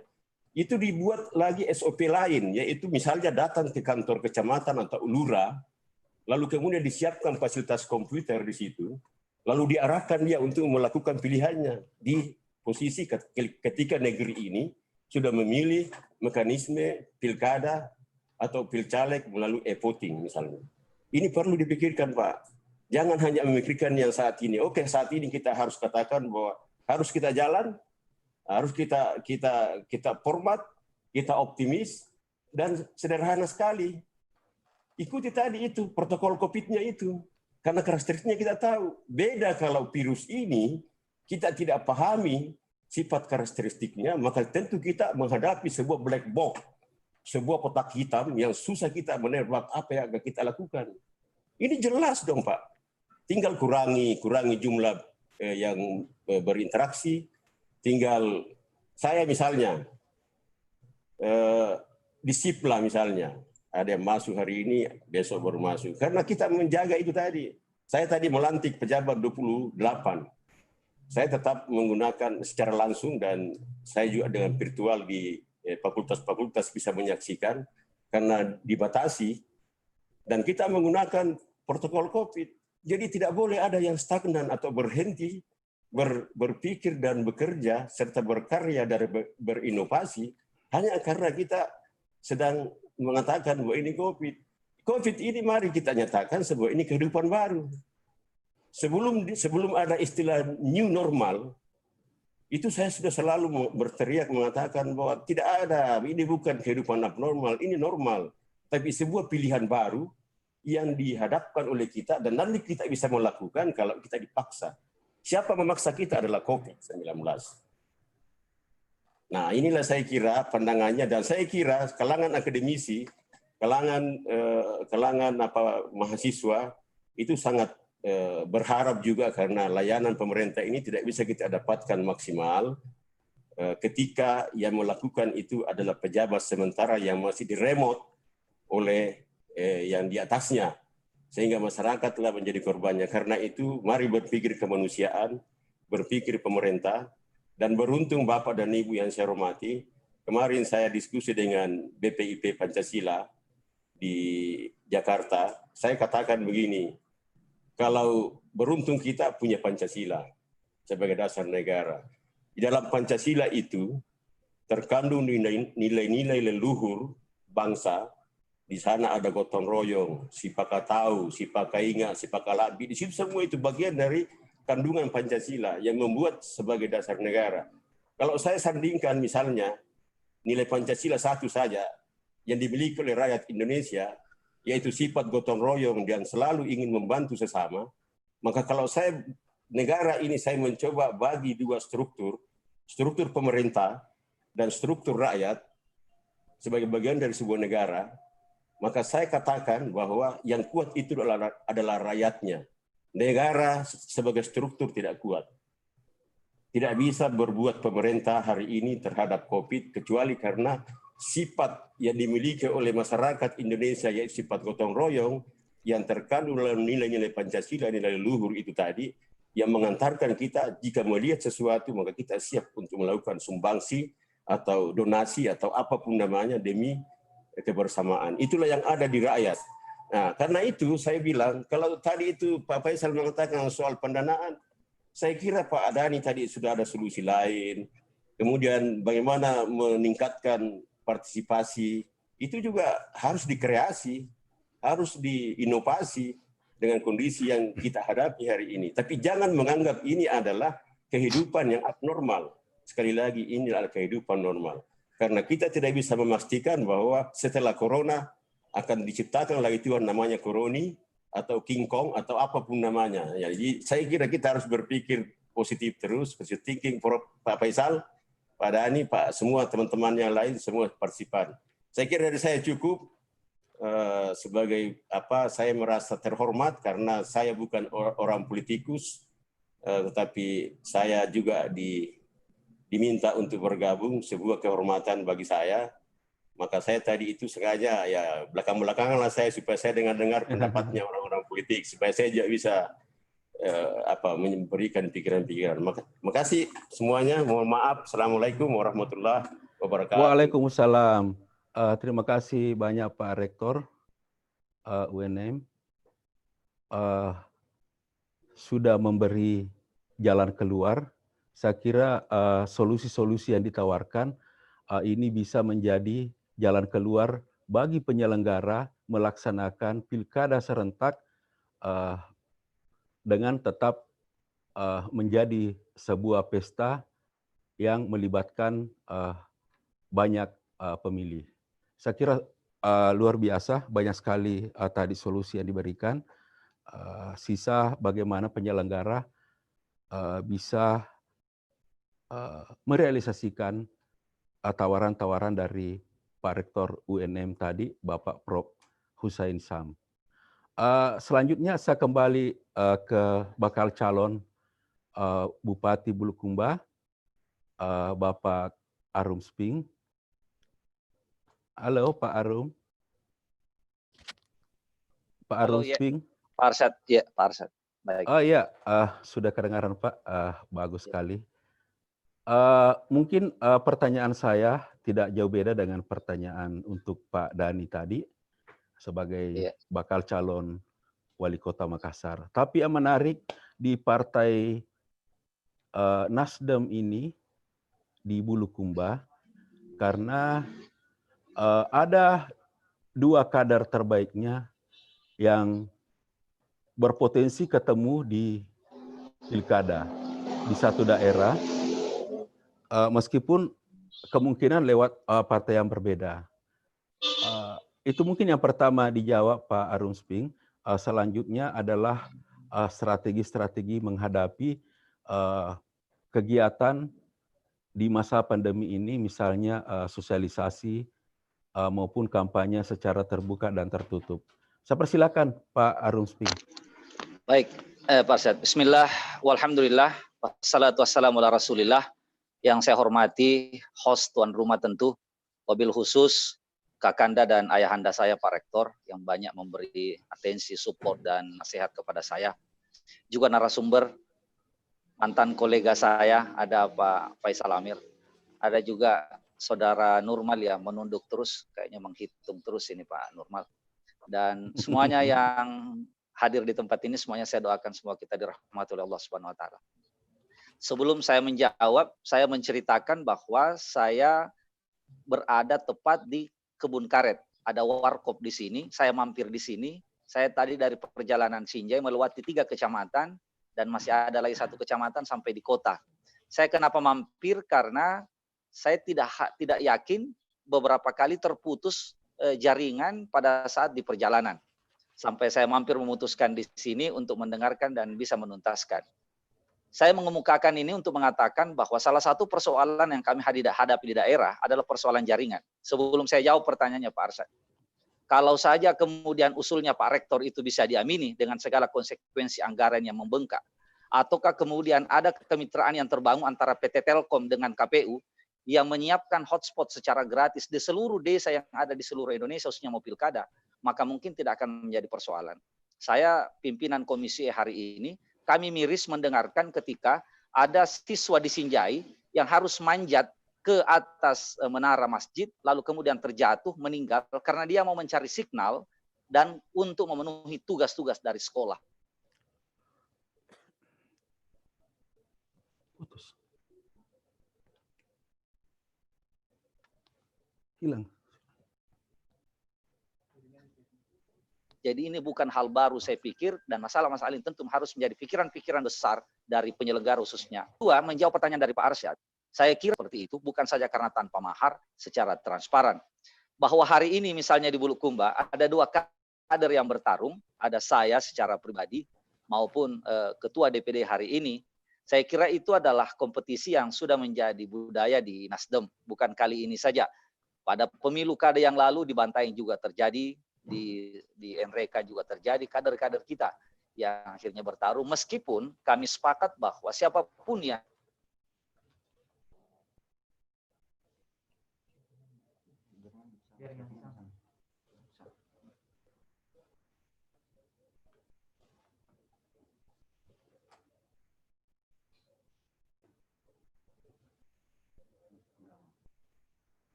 Pindah ke pembicara lain.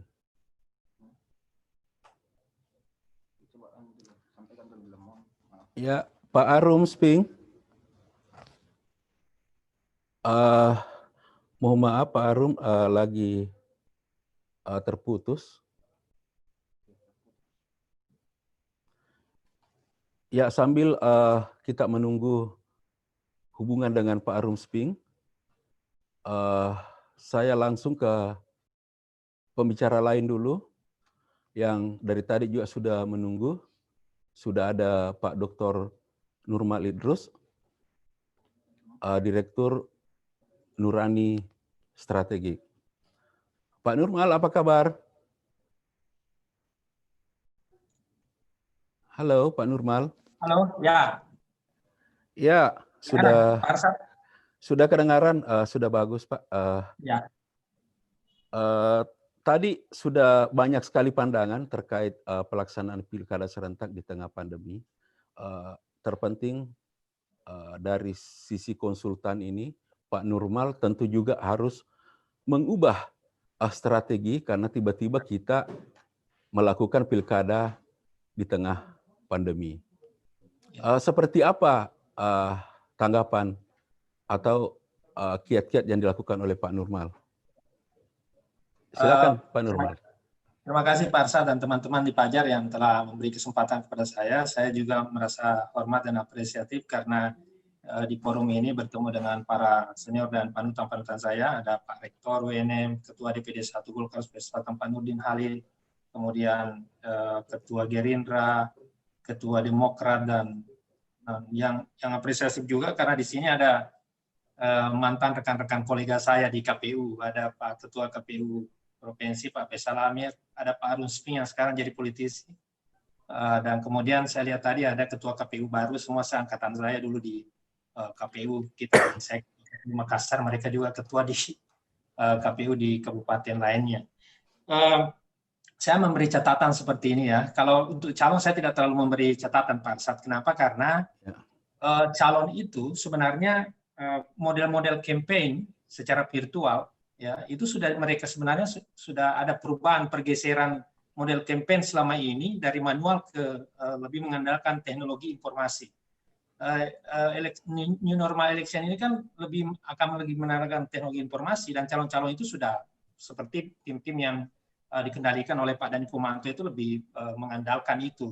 Kelihatan ya di timnya Pak Arun Spin juga pasti akan seperti itu. Saya justru akan membuat beberapa catatan-catatan kepada teman-teman penyelenggara dalam hal ini, terutama tadi menyikapi apa yang disampaikan oleh Pak Ketua KPU, Pak Faisal Amir.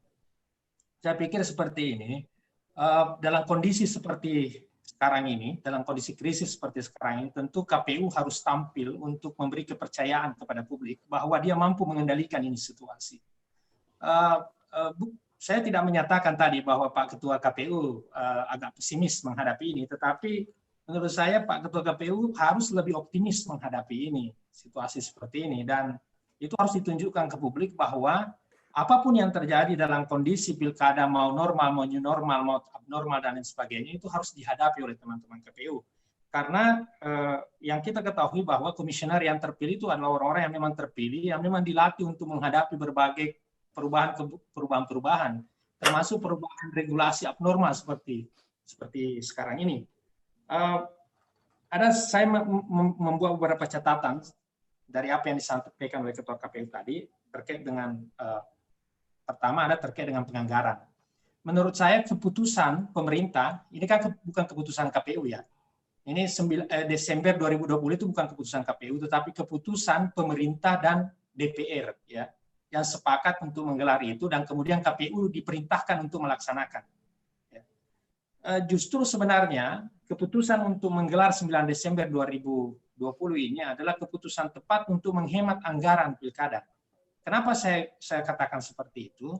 Karena ada beberapa tahapan yang seharusnya menghabiskan anggaran miliaran itu menjadi tidak dilaksanakan ketika kemudian ada perubahan peraturan KPU terkait dengan pilkada nanti ini. Jadi agak mengherankan juga kalau teman-teman KPU meminta penambahan anggaran dalam situasi seperti ini. Kenapa saya katakan agak mengherankan ketika ada penambahan anggaran? Yang pertama adalah tentu teman-teman penyelenggara dalam posisi seperti sekarang ini, dalam posisi negara krisis seperti sekarang ini adalah hal yang ambigu ketika kemudian meminta penambahan anggaran.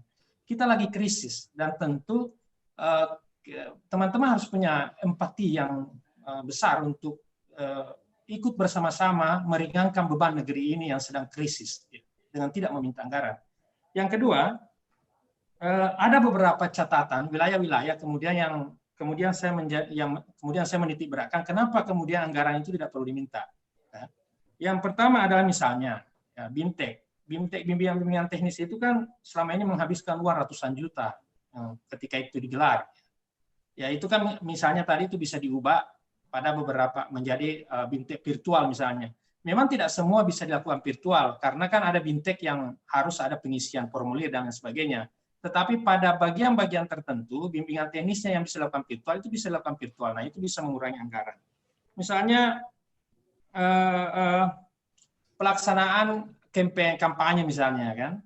Kampanye selama ini kan yang menghabiskan uang banyak itu karena KPU mengurusi sosialisasi calon ya.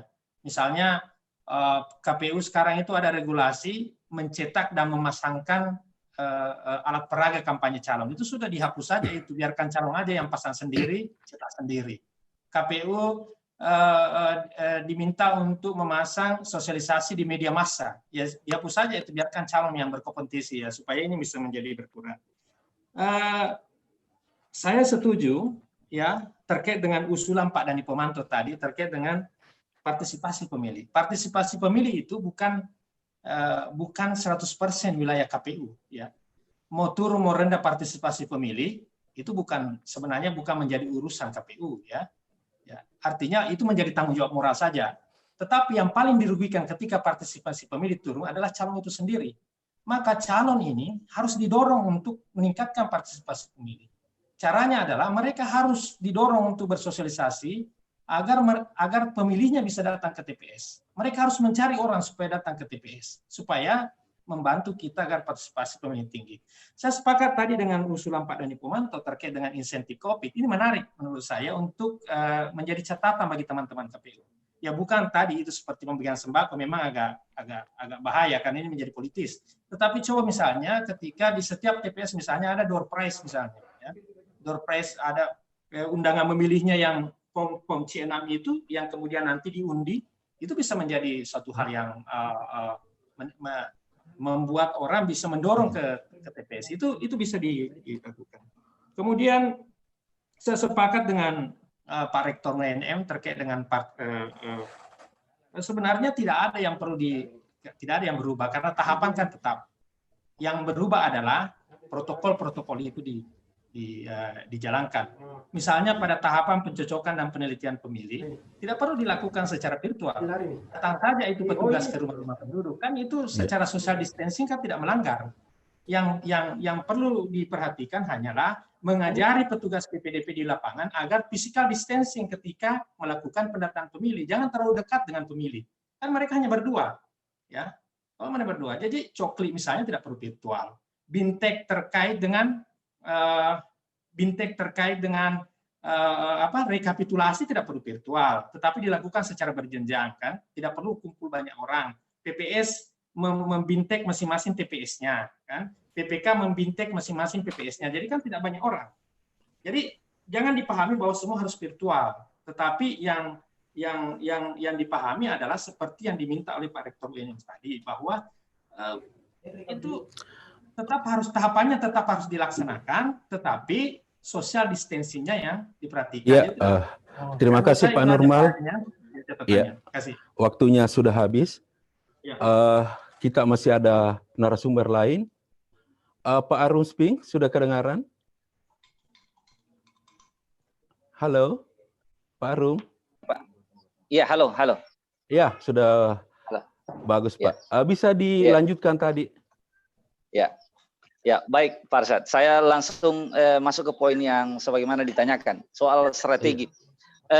Sebelumnya, setidaknya kami mencatat bahwa ada beberapa pendekatan-pendekatan program yang kita akan gunakan selama tahapan jika memang ini akan dimulai oleh KPU di beberapa pekan akan datang. Cuma memang kendala kita adalah di item-item pertemuan-pertemuan atau program itu selalu melibatkan massa. Ini yang mengkhawatirkan buat kami. Pertama, tentu tahap awal ketika kami menyatakan bismillah diawali dengan deklarasi pasangan calon. Deklarasi pasangan calon. Manalah mungkin kita akan membatasi orang untuk datang ke tempat-tempat pertemuan. kalaupun kita melakukan pembatasan, masyarakat Jakarta berbeda dengan masyarakat Sulawesi Selatan, Makassar. Masyarakat Sulawesi Selatan berbeda lagi dengan masyarakat Bulukumba misalnya. Ini lagi sebuah persoalan buat kami. Bahkan ada hal yang menurut kami tidak bisa kita hindari. Kalau kami dibatasi di daerah-daerah seperti di Bulukumba ini, justru akan melahirkan antipati. Jadi ini sebuah masalah yang kami hadapi. Kalau kemudian kami akan fokus dengan pendekatan virtual, ada juga masalah. Lagi-lagi saya sampaikan di awal, kendalanya adalah kendala jaringan. Kami juga pasti akan menghadapi kendala di situ. Kalaupun kemudian terfasilitasi dengan baik, pertanyaannya adalah apakah masyarakat kita juga sudah siap? Survei yang dirilis oleh Komisi Pendidikan Anak, misalnya saya ambil sampel, terhadap pendidikan jarak jauh atau pembelajaran jarak jauh PJJ yang menggunakan media daring, ternyata terungkap fakta bahwa antara peserta didik maupun guru-gurunya pun belum terlalu menguasai itu semua, apalagi ini masyarakat umum. Yang ketiga, apakah efektif tatap muka, tatap wajah dengan tatap layar? Ini juga jadi masalah. Sementara ruang kampanye bukan saja untuk transaksi ide, tapi ruang kampanye juga menurut saya adalah mendekatkan hubungan secara emosional. Karena menurut kami, pertarungan ini bukan pada pertarungan di pilkadanya, tapi pertarungannya adalah bagaimana mewujudkan program pasca pilkada. Nah, kalau kedekatan-kedekatan emosional itu belum bisa terbangun secara baik, ini juga masalah yang kami hadapi. Tapi meskipun begitu, segala cara kami lakukan. Kalau energi yang kami gunakan selama ini untuk turun ke bawah, menggunakan kecepatan 10 misalnya, maka tidak punya jalan lain, kita harus maksimalkan 20-30. Itu pun kami masih harus menghadapi kendala lagi. Satu di antaranya, kami memasuki rumah, lalu di rumah itu ada tulisan, kami tidak menerima tamu. Bagaimana kondisi yang seperti itu kami bisa siasati? Bahkan ada juga calon pun sudah menulis di ini tidak menerima tamu selama COVID ini. Jadi ini masalah Ibu Bapak sekalian yang kami hadapi. Saya ambil sampel yang terakhir misalnya tingkat masyarakat kita juga saya padatkan kalau begitu. Yang terakhir yang saya ungkapkan adalah bahwa apa akibat-akibatnya selain hubungan emosional tadi adalah hubungan transaksi idenya, kampanye tidak bisa kita laksanakan. Belum lagi kalau misalnya KPU penyelenggara punya program untuk coklit segala macam mendatangi rumah ke rumah, kami pun punya program DTDC misalnya. Pak Nurmal jauh lebih paham tentang seperti itu. Konsekuensinya kami harus mendatangi rumah. Seperti apa pendekatannya, metodologinya, belum lagi masyarakat kita. Jangankan Pak itu, ada satu kampung di Bulukumba yang kena, ada 3 di situ positif. Hingga hari ini terisolir daerahnya, meskipun sudah mulai terbuka. Penjual ikan tidak ada yang mau masuk. Karena kalau ada penjual ikan masuk di satu dusun itu, maka ikannya tidak yakin saya tidak akan pernah laku. Ini kendala-kendala kami. Karena itu, kami tidak ada pilihan lain. Kalau memang ini tetap dilanjutkan, maka pendekatan-pendekatan untuk memperbanyak pertemuan, mengajak dengan pembatasan-pembatasan yang lebih maksimal lagi, ya kami harus lakukan, meskipun kami tidak yakin. Yang membuat kami, maafkan Pak Ketua KPU Provinsi, sedikit kami agak pesimis, karena jargon KPU adalah melayani pemilih untuk mendistribusi dan menyalurkan pemilihnya. Tetapi yang saya tangkap tadi dari materi yang disampaikan sedikit agak pesimis. Nah, kalau misalnya penyelenggara agak pesimis dengan tahapan ini, khususnya dalam legitimasinya dalam hal keterlibatan atau partisipasi pemilih, ini juga membuat kami juga pesimis. Mendengarkan tadi materinya Pak Faisal, imun pilkada kami ini menurun. Kami berpikir, wah jangan-jangan tidak jadi ini barang-barang, kira-kira seperti itu. Tetapi apapun Pak Arsyad, kami siap. Ya saya sengaja cukur tentara ini, itu kami memang kita siap untuk bertarung apapun. Mau bulan September, mau Desember, mau ke 2021 kami siap. Intinya itu Pak. Terima kasih Pak Arum Sping sebagai salah satu bakal calon yang di Bulukumba. Kita masih ada satu narasumber, ada pakar politik kita, Andi Luhur Prianto. Pak Andi. Ya. Siap. Iya, jelas kedengaran Pak. Iya, kita sudah mendengar tadi problem sekaligus solusi ditawarkan oleh banyak pembicara di diskusi kita kali ini. Mungkin Pak Andi bisa lebih mempertajam kira-kira idealnya apa yang harus dilakukan oleh penyelenggara, begitu juga oleh kandidat nantinya, sehingga pandemi ini tidak menghambat pelaksanaan pemilu yang dikatakan tadi jujur adil, yang melahirkan pemimpin yang betul-betul dikehendaki oleh rakyat. Silakan Pak Andi Luhur. Ya. Terima kasih Pak Arsad, Bapak narasumber yang saya hormati, di sini tokoh semua yang hadir. Saya mungkin sedikit hanya ingin menambahkan saja karena tadi sudah banyak dibahas, baik secara teknis maupun secara substantif. Kami orang yang berada di luar struktur dan kepentingan proses elektoral tentu melihat ini sebagai sesuatu yang berbeda sebenarnya. Kalau kita sebut ini sebagai sebuah pemilu new normal, ya tentu ada syarat-syaratnya untuk sampai di sana. Yang paling penting sebenarnya yang perlu kita bongkar ini, yang perlu kita jelaskan, dasar keputusan bersama antara DPR, kemudian pemerintah dan penyelenggara dalam penetapan Pilkada serentak 2020 ini. Saya melihat kalau lebih banyak pertimbangannya itu di pertimbangan teknis elektoral. Pertimbangan teknis elektoral, kemudian juga pertimbangan politis. Tentu ya kita tahu lah kalau ini dilanjutkan kelompok apa yang memperoleh manfaat lebih besar ya, dalam konteks mempertahankan atau memperluas kekuasaan. Tapi ada hal yang menurut saya alpa dari pikiran-pikiran kita sejauh kita melihat kenapa pilkada ini harus dilanjutkan. Saya tidak menolak, tapi ada hal yang menurut saya harus dijelaskan dengan baik. Ini soal ya pelembagaan demokrasi yang lebih substantif. Kepada siapa sebenarnya pilkada ini dipersembahkan, untuk kedaulatan siapa sebenarnya? Apakah rakyat memang siap itu untuk betul-betul melaksanakan, mengikuti tahapan pilkada ini secara berkualitas?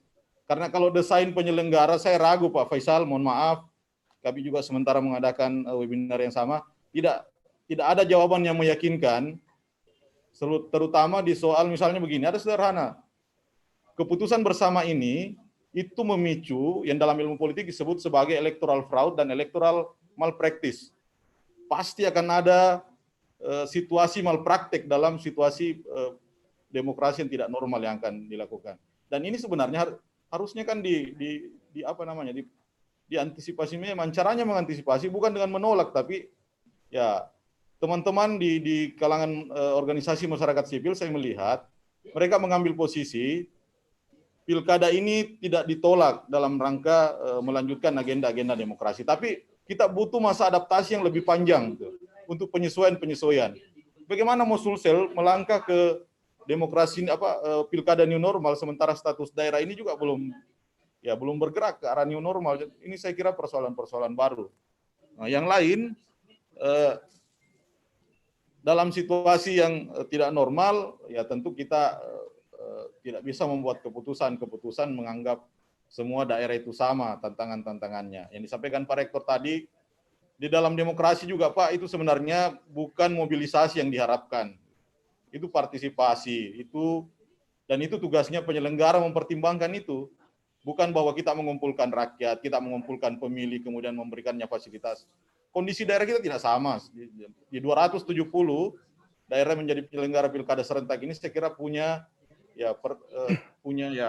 komposisi geografis yang berbeda, kemudian juga tingkat disparitas wilayah juga yang berbeda dari satu yang lain. Yang satu hal yang ingin saya tambahkan untuk pertimbangan kita ke depan, ini ada Pak penyelenggara, kemudian juga ada tadi, saya melihat orang bicara berdasarkan posisi dan kepentingannya semua, tapi ada hal yang ingin bersama kita, bagus kita diskusikan, bagaimana memastikan pelembagaan protokol kesehatan dalam regulasi teknis kepemiluan.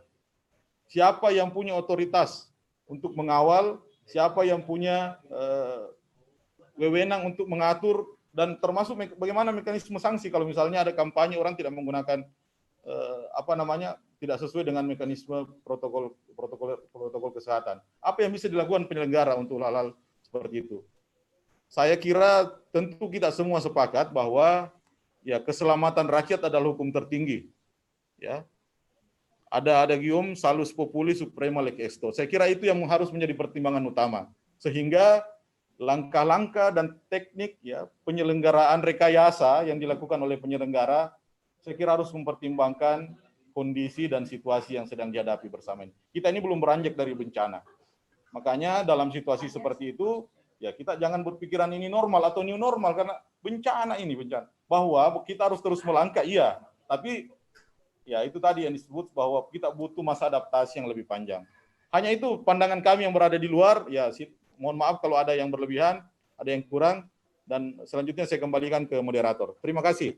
Ya, terima kasih Pak Andi Luhur sudah memberikan pandangan dalam diskusi kita hari ini. Saat ini juga sudah siap penanya atau penanggap. Saya berharap para narasumber tetap bersama kita dulu karena akan ada pertanyaan dari peserta diskusi. Yang pertama adalah Reni Rasid, Wakil Sekretaris Bidang Politik Kepemiluan KNPI Sulsel. Reni, halo, sudah muncul. Ya. Halo. Halo, iya. Assalamualaikum. Waalaikumsalam. Ya.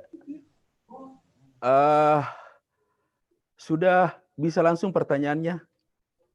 Ya. Assalamualaikum warahmatullahi wabarakatuh. Yang terhormat para narasumber dan hadirin sekalian yang masih stay tune di line ini. Sebetulnya saya bukan mau menyampaikan pertanyaan, lebih kepada statement sebetulnya. Statement saya ada dua. Silakan. Ya, statement saya ada dua, dan saya rasa ini untuk kesekian kalinya saya menyampaikan dengan meminjam perspektif publik tentunya. Karena harus ada yang berbicara atas nama perspektif publik. Seperti yang dikatakan tadi Pak Luhur Prianto bahwa sudah banyak yang ngomong, tapi rata-rata memakai kepentingan atau pandangan sesuai dengan background masing-masing. Nah, hari ini saya bergabung untuk mewakili bagaimana tanggapan dan perspektif publik pada umumnya. Yang pertama, jika sekiranya pilkada serentak tetap dilaksanakan, yang pertama saya mengingatkan tentang cost atau over budgeting yang kemungkinan akan negara ini hadapi. Nah, merujuk kepada apa yang sudah disampaikan oleh Pak Arief Budiman dalam statementnya di beberapa media bahwa secara teknik elektoral nantinya itu semua akan sangat-sangat rumit dan akan wasting budget. Misalnya kita mencoblos pakai apa yang sebelumnya one for all, ini one vote, satu orang satu properti misalnya kan, itu kalau manual. Beda lagi ceritanya kalau seperti yang disampaikan tadi oleh Rektor UNEM bahwa kita pakai e-coklit. Saya rasa itu sama-sama memiliki resiko kendala. Itu yang pertama, bahwa kita akan over budgeting. Dan kalau merujuk pada apa yang menjadi tema besar pembicaraan hari ini, saya rasa tidak ada kedaulatan jika besok atau lusa ekonomi negara ini semakin buruk. Yang kedua, yang ini society itu sangat penting. Nah, kalau misalnya pilkada serentak tetap dilaksanakan, mohon maaf, saya meminjam perspektif publik, ini seperti sangat dipaksakan, Pak. Kenapa saya katakan seperti itu? Karena sektor pendidikan dan kesehatan berbulan-bulan sudah cukup, saya katakan saja berkorban, karena tidak ada aktivitas sama sekali. Tidak ada persekolahan, tidak ada kegiatan keagamaan, sektor kesehatan juga sangat kepayahan dalam menghadapi situasi sekarang ini. Sementara pilkada serentak seolah-olah mentolerir kondisi seperti ini dengan alih-alih new normal lah, dengan alih-alih kita bisa mencari teknis yang tepat seperti apa penyelenggaraan electionnya ke depan. Menurut saya ini take a risk. Tolonglah pemerintah pusat dengan semua pihak-pihak yang punya kompetensi dan kewenangan, pertimbangkan baik-baik. Tidak salah kalau kita memang menginginkan tidak ada kekosongan masa jabatan di jeda waktu ini, boleh kan kita melakukan election lewat mekanisme pengganti, misalnya lewat DPRD. Atau kalau tidak, ya kita lakukan saja penundaan. Ya, saya rasa itu tidak mengeluarkan satu kebijakan yang memang relevan dengan kondisi. Saya rasa seperti itu, Pak. Iya, oke, terima kasih. Sekarang kita langsung ke penanya kedua karena kita dibatasi oleh waktu. Sudah siap juga Ibu Mardiana Rusli? dari Jaringan Demokrasi Indonesia, juga mantan Komisioner KPU Makassar. Silakan, Ibu Terima Mardiana. kasih, Pak Moderator, Pak Arsyad. Tempat Ya. kita belajar dulu berjurnalistik. Saya ingin merespon saja bahwa saya ingin bicara tentang titik kerawanan, potensi titik kerawanan untuk menuju kualitas pilkada yang lebih baik. Pertama adalah soal anggaran.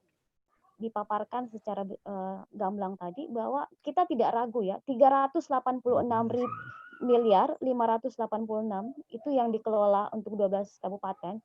Seperti yang disampaikan akan terjadi penambahan anggaran. Ya mungkin dari sisi kalau kita melihat dari sisi TPS ya, TPS berpotensi akan terjadi penambahan karena satu TPS ada 800. Jumlah TPS di Sulsel 8.911. Belum lagi soal aspek kesehatan bagi para KPPS, penyelenggara ad hoc dan PPDP. Dari sampai aspek ini berarti ada penambahan anggaran, tetapi harus yang dilakukan KPU adalah bagaimana melakukan rasionalisasi secara internal anggaran 386 miliar ini, karena sebenarnya ada beberapa tahapan yang akan bergeser akunnya dan tidak digunakan lagi secara manual menuju virtual. Ini yang mestinya KPU dulu melakukan rasionalisasi. Kenapa? Khawatiran saya ketika beban anggaran penambahan itu dibebankan kepada Pemda, maka terjadi potensi kerawanan dalam aspek politiknya bagi petahana.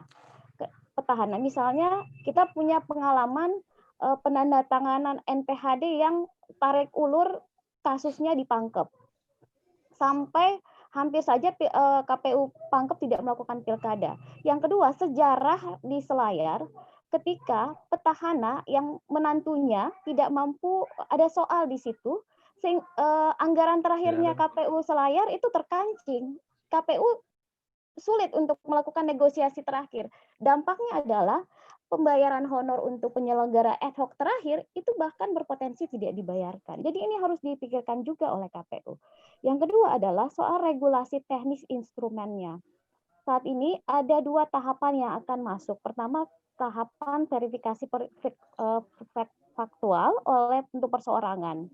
Nah, saya ingin mengkritisi dulu bahwa verifikasi faktual itu ditiadakan face to face, tapi dilakukan secara virtual. Pertanyaannya, bagaimana mungkin dilakukan virtual? Karena sesungguhnya syarat dukungan itu harus terpenuhi, sehingga harus dilakukan verifikasi faktual langsung pada pemilih yang memberikan dukungan. Ingat, kita punya dua ya, daerah Maros dengan jumlah verifikasi 24.550, Selayar itu 10.100. Jika syarat ini tidak dilakukan verifikasi secara detail, maka terjadi konflik horizontal di tingkat bawah. Bisa jadi terjadi malpraktek yang dilakukan oleh penyelenggara tingkat bawah. Mereka bisa saja mengambil keputusan pragmatis dengan alasan ini ada COVID, kita tidak bisa mendekati pemilih. Yang terakhir adalah dilakukan TMS atau MS. Nah, ini juga yang harus dipikirkan. Nah, yang saya tawarkan terakhir adalah mau tidak mau ini harus dilakukan. Semua stakeholder untuk di Sulawesi Selatan harus bekerja sama memberikan dukungan kepada KPU. Caranya adalah membuat roadmap untuk penanganan percepatan keamanan bagi penyelenggara ad hoc dan pemilih secara umum. Misalnya melakukan mapping peta terkait mana sih daerah yang zona merah, mana yang zona aman. Jadi sehingga dengan mapping itu kita bisa memberikan gambaran pada penyelenggara, daerah ini yang tidak boleh disentuh secara virtual bisa dilakukan, yang daerah ini bisa dilakukan dengan secara manual. Mungkin itu saja, Pak Moderator. Ya, Panjang kali. Terima kasih Ibu Mardiana. Saya kira 2 penanggap kita lebih kepada usulan terkait dengan penyelenggaraan pilkada secara serentak. Tapi tetap saya kasih kesempatan kepada narasumber, khususnya Ketua KPU Sulsel, Bapak Faisal Amir, untuk memberikan tanggapan terkait hal-hal yang berkembang dalam diskusi tadi, baik dari narasumber lainnya maupun dari 2 penanggap kita terakhir. Pak Faisal Amir? Ya, Assalamualaikum. Ya, waalaikumsalam. Saya kira yang menjadi bintang dalam diskusi kita kali ini adalah penyelenggara. Karena memang harapan kita semua ada di tangan penyelenggara. Bagaimana bisa pilkada tetap jalan dengan ideal di tengah pandemi. Silahkan Pak Faisal Amir. Terima kasih Pak Arsad. Ibu Bapak sekalian, saya ingin menyampaikan klarifikasi awal bahwa penyampaian saya tadi bukan berarti saya pesimis, tapi saya ingin menyampaikan fakta-fakta awal dalam proses penyelenggaraan pilkada kita di tengah pandemi. Saya optimis, apapun yang terjadi harus dilaksanakan pilkada kalau memang itu perintah undang-undang. Tapi ya Bapak sekalian, tentu kita harus memang memahami situasinya dari awal. Sehingga hal itu bisa menjadi bahan diskusi bagi kita untuk mencari solusi-solusi untuk perbaikan kualitas demokrasi kita, khususnya pemilu di Sulawesi Selatan atau pilkada di Sulawesi Selatan. Bapak sekalian, beberapa narasumber sesungguhnya menyampaikan masukan ke saya, tetapi saya kira itu ya, soal situasi, memang kami belajar dari berbagai kejadian, belajar dari proses pelaksanaan pemilu di berbagai wilayah, daerah atau negara, bahwa kejadiannya seperti ini. Misalnya di Korea Selatan, itu pemilunya sukses, partisipasinya malah bertambah, tetapi memang konsekuensinya anggarannya bertambah, dan itu bukan anggaran yang sedikit. Jadi seperti yang disampaikan tadi oleh penanya pertama, Ibu Reni, saya kira memang pelaksanaan pilkada dengan protokol COVID, tapi kita belum selesai pada PKPU soal teknis penyelenggaraan pilkada ya. Saya masih membayangkan penyelenggaraan pilkada ini masih seperti yang sekarang teknisnya karena belum ada perubahan dalam peraturan KPU. Misalnya dari yang dilaksanakan secara konvensional atau manual dilakukan secara virtual, ya itu saya belum membayangkan seperti itu, atau saya belum berbicara seperti itu karena peraturannya belum ada. Saya bicara pada peraturan yang ada. Peraturan yang ada memang sangat berpotensi meningkatkan anggaran yang ada. Jadi saya kira impossible, seperti yang disampaikan juga misalnya saudara saya Pak Normal, kalau kita tidak menambah anggaran dengan situasi misalnya kita dituntut untuk melaksanakan pilkada dengan protokol COVID, protokol kesehatan, tetapi tahapannya masih seperti ini. Dan ya teman-teman sekalian, saya kira beberapa juga narasumber sudah menyampaikan, misalnya Pak Luhut tadi, kemudian teman saya Pak Piping, kemudian dua penanggap sudah menyampaikan bahwa kendala-kendala teknis itu kita rasakan. Tapi bukan berarti kami pesimis. Kami akan lakukan ini dengan situasi yang seperti ini, Bapak Ibu sekalian. Tetapi memang harus didiskusikan awal bahwa situasinya berpotensi seperti ini karena memang kita berada pada situasi yang berbeda, namanya new normal dengan pilkada di tengah pandemi. Sehingga Ibu Bapak sekalian, saya tidak mau masuk pada polemik ini akan polemik pilkada langsung atau pilkada DPR karena itu bukan ranah saya. Tetapi saya ingin menyampaikan bagaimana melaksanakan proses pelaksanaan penyelenggaraan pilkada di tengah pandemik ini secara seperti dalam kewenangan saya hari ini sebagai penyelenggara pemilu, yaitu melaksanakan secara langsung saya kira. Tetapi memang kami sudah menyusun juga, teman-teman sekalian, kalau protokol COVID dengan situasi tahapan yang seperti ini, maka anggaran pilkada ya pasti membengkak, seperti yang disampaikan Ibu Mardiana tadi. Belum lagi, kalau memang kita akan memaksimalkan bagaimana tidak ada kerumunan atau kita tetap memakai social distancing, maka TPS akan diperbanyak. Karena hari ini TPS, jumlah satu TPS itu kurang lebih 700 sampai 800 orang. Maka kalau ingin lebih dikurangi kerumunan, maka harus dikurangi TPS. Kalau diperbanyak TPS, dikurangi pemilih. Kalau dia dikurangi pemilih, bertambah lagi yang lainnya, biaya-biaya lainnya. Satu. Kemudian yang kedua, misalnya soal banyak hal yang memang harus kita siapkan. Kalau selama ini seperti yang sudah dirancang oleh KPU, alat coblos hanya satu per bilik suara, maka nanti alat coblos kalau memang kita memakai protokol kesehatan, maka alat coblosnya satu pemilih satu alat coblos, tapi mungkin bukan alat coblos yang seperti ini lagi. Dan itu ya mau tidak mau pasti biayanya lebih besar. Beberapa hal memang yang harus kita pertimbangkan, misalnya mengklasifikasi daerah zona hijau dan zona merah dan seterusnya. Itu tetap menjadi saya kira menjadi bahan bagi kita atau referensi bagi kita untuk mendesain ulang bagaimana proses pelaksanaan pilkada supaya bisa berjalan secara efisien. Kami sebenarnya berharap situasi di mana sudah ada protap yang sudah, kalau protap penyelenggaraan pilkada yang sudah lahir dalam bentuk PKPU, misalnya bagaimana tahapannya dilaksanakan, itu kami sudah pasti bisa menghitung ulang bagaimana proses penyelenggaraan pilkada ini bisa lebih efisien. Misalnya dengan mengurangi banyak hal yang bisa mengeluarkan anggaran. Tetapi saya kira misalnya debat, pencetakan alat peraga kampanye, pencetakan bahan kampanye, ini membebani anggaran yang luar biasa saya kira. Dan kalau itu dikurangi ya mungkin juga sangat mengurangi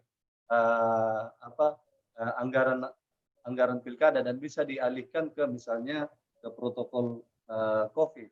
Tetapi kami belum punya dasar untuk menghitung ulang seperti itu.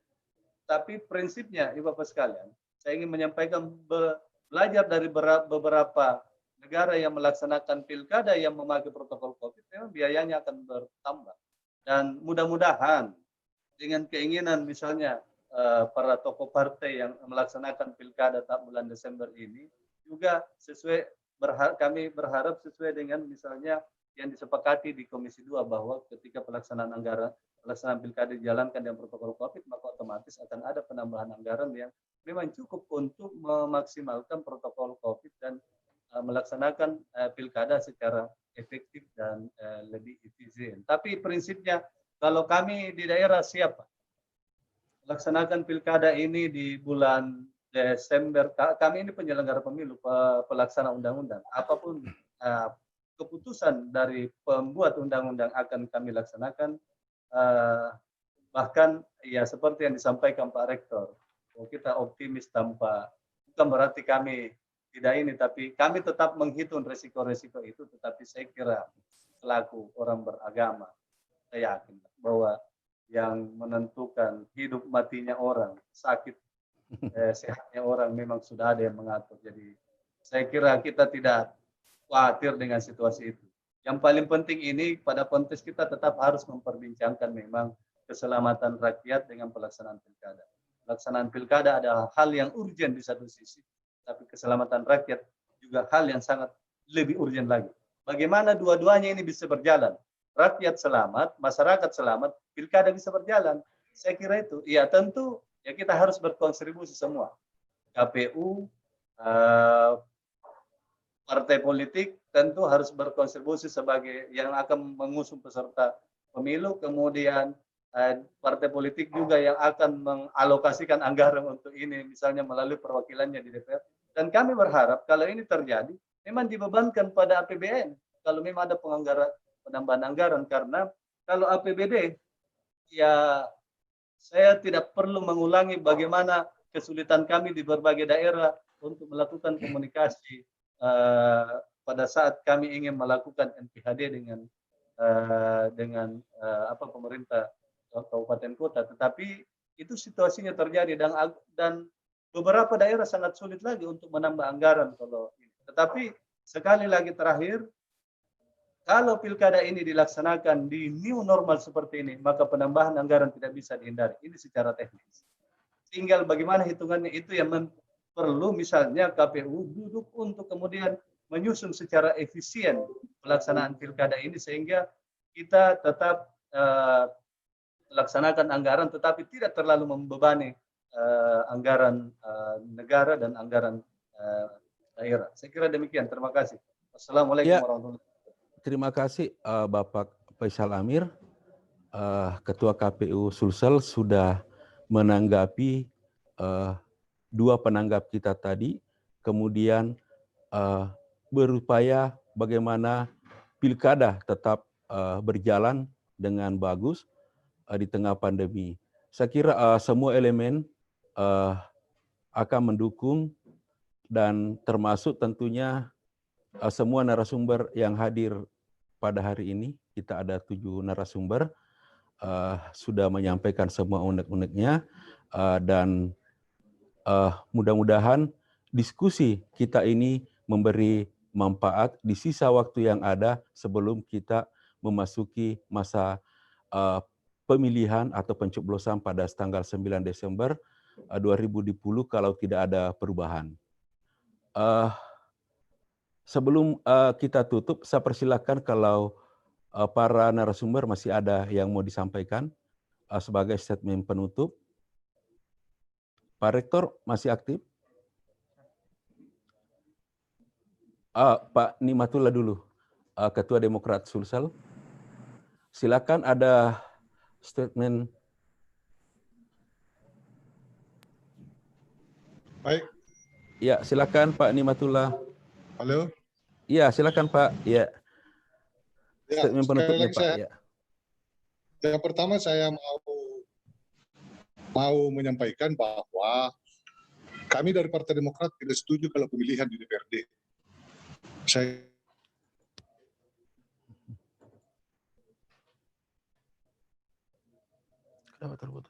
kira pemilihan langsung itu sudah menjadi kesepakatan. Ada kecenderungan kita terlalu banyak menakut-nakuti diri kita dan menakut-nakuti rakyat. Oke, tetap waspada dengan adanya pandemi ini, tetapi jangan juga terlalu dibesar-besarkan.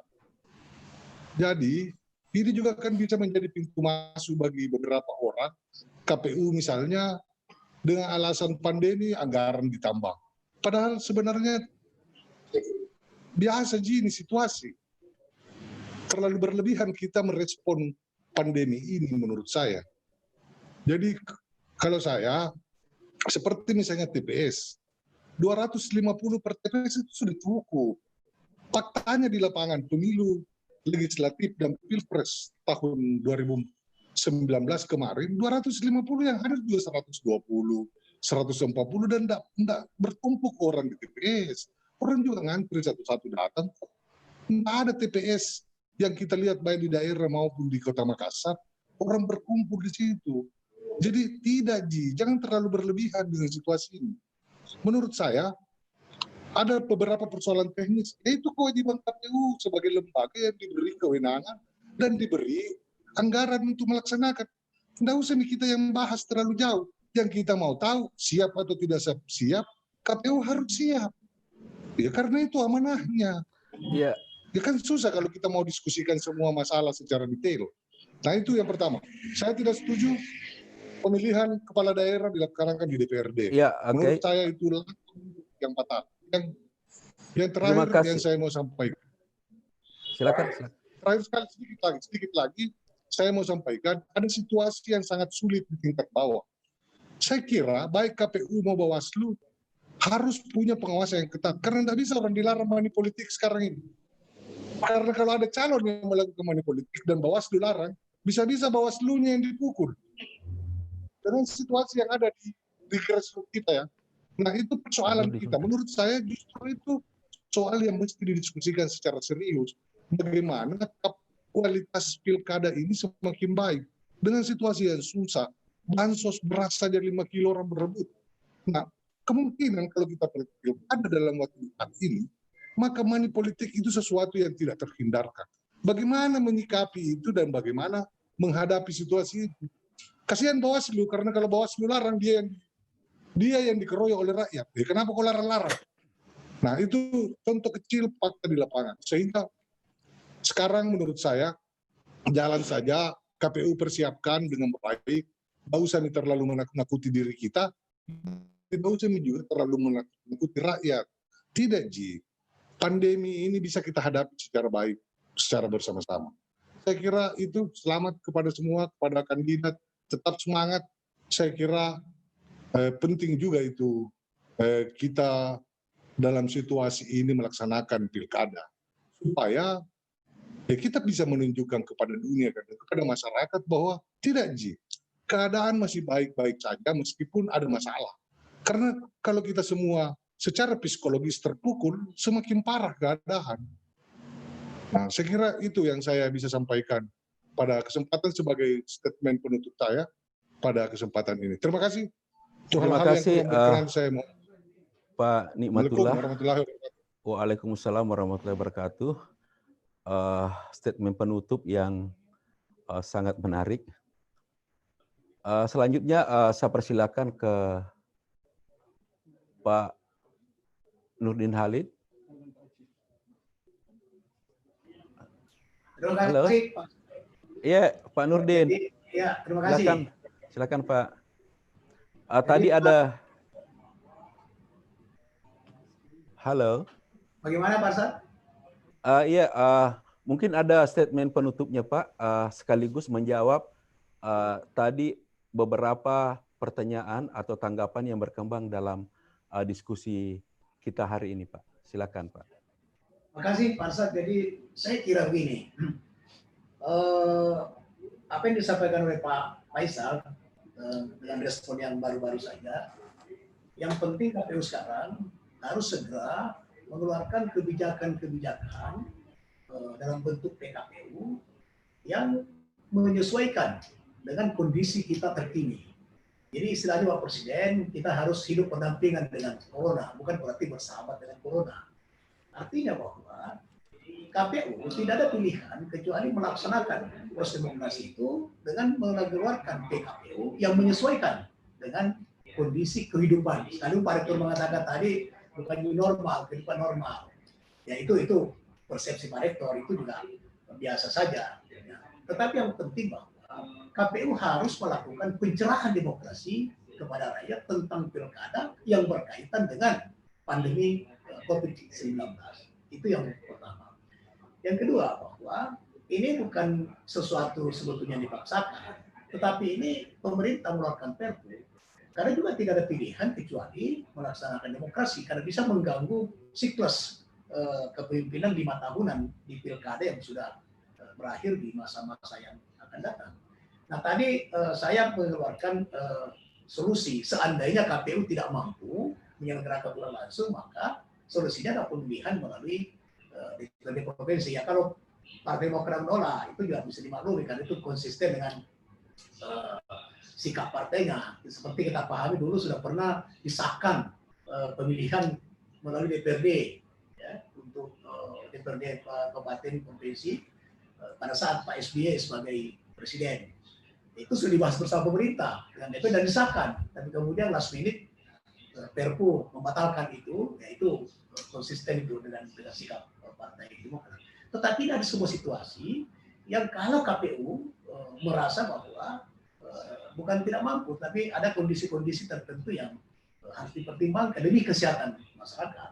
Makanya tadi saya menawarkan solusi. KPU menyatakan sikap kepada pemerintah, kepada DPR, bahwa kita harus menyelenggarakan dengan melalui pemilihan DPR. Misalnya, jadi itu hanya sebuah solusi ketika KPU. Tapi tadi Pak Faisal sudah menyatakan bahwa ini KPU apapun kalau sudah sebagai pelaksana undang-undang siap melaksanakan. Oleh karena itu Pak Faisal sekarang ini KPU Indonesia, ya, KPU provinsi, kabupaten kota, ya segera mengajukan usul kepada KPU pusat untuk KPU pusat mengeluarkan PKPU menyelenggarakan pilkada serentak 2020 Desember akan datang dengan kebijakan-kebijakan tahapan-tahapan yang menyesuaikan dengan COVID-19. Dan saya kira itulah makna yang dimaksud Bapak Presiden. Kita harus hidup berdampingan dengan COVID. Kalau Pak Rektor yang biasa saja, biasa ya. Ini sebetulnya tidak biasa. Ya saya misalnya tidak pernah tinggal di rumah 2,5 bulan, itu tidak biasa. Gitu. Tetapi itulah kondisi kita harus menyesuaikan. Tapi tinggal di rumah, bekerja dari rumah tidak berarti bahwa aktivitas kita tidak produktif. Kegiatan keagamaan tidak ada, tetap ada. Ya misalnya untuk pertama kalinya saya terus bukan pertama kalinya, tapi bersama istri, bersama anak, bersama keluarga, jadi imam tarwih, imam salat maghrib, salat lima waktu, semuanya dilaksanakan secara bersama, juga ada hikmah di balik itu. Oleh karena itu pernyataan saya Pak Arsad dan Pak Rektor bahwa tidak ada pilihan bagi kita, pemerintah, rakyat, penyelenggara, ini proses demokrasi berjalan, adapun hambatan itu yang disediakan solusi, kesehatan masyarakat lebih utama, maka KPU mengeluarkan kebijakan yang sesuai dengan kondisi terkini, maupun nanti kita perkirakan 5-6 bulan ke depan, mungkin COVID ini belum pergi meninggalkan kita, tetapi tidak boleh mengurangi aktivitas kita secara produktif, tapi kita juga tidak boleh mengabaikan bahwa kesehatan di atas segala-galanya. Saya kira itu Pak Asad, mohon maaf atas segala kekurangan, keilapan, minal aidin wal faizin, mohon maaf lahir dan batin. Assalamualaikum warahmatullahi wabarakatuh. Waalaikumsalam. Terima kasih banyak Pak Nurdin Halid.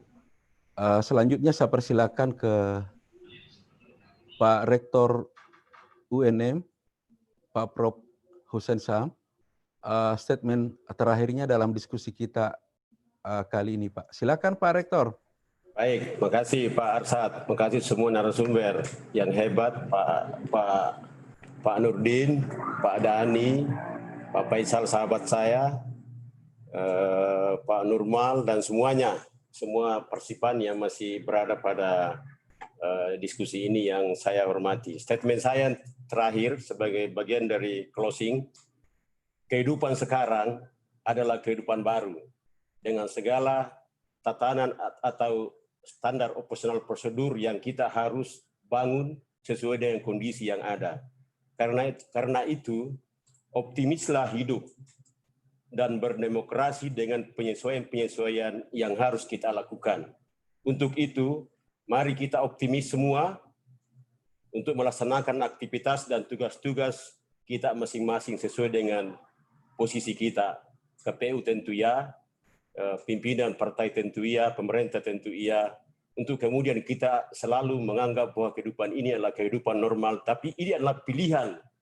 Jadi kalau kita membandingkan kehidupan yang kemarin ribuan tahun kita lewati, atau dalam hidup kita misalnya puluhan tahun kita lewati, lalu dibandingkan dengan kondisi sekarang, selalu kita mengatakan ini tidak bisa, karena jangan samakan itu. Ini adalah pilihan yang sudah hadir di kita, yang mau tidak mau kita harus lakukan dengan segala SOP. Saya katakan beruntung kita sudah paham karakteristik penyakit ini, sehingga kita sudah tahu apa yang kita harus lakukan sebagai bagian dari SOP. Saya setuju Pak Nurmal Idrus yang luar biasa, dan semua teman-teman. Makasih. Wassalamualaikum warahmatullahi wabarakatuh.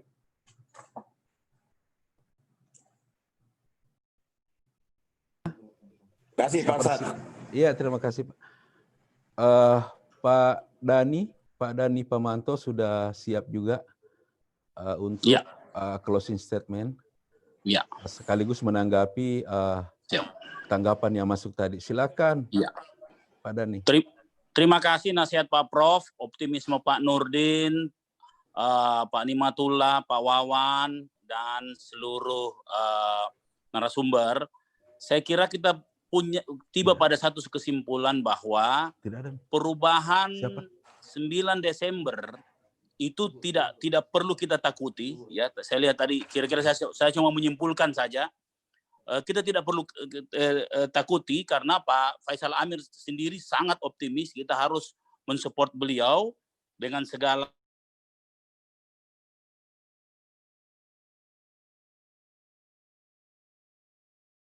adaptasi tentang new normal ini menjadi bahagian daripada kehidupan yang harus dibiasakan.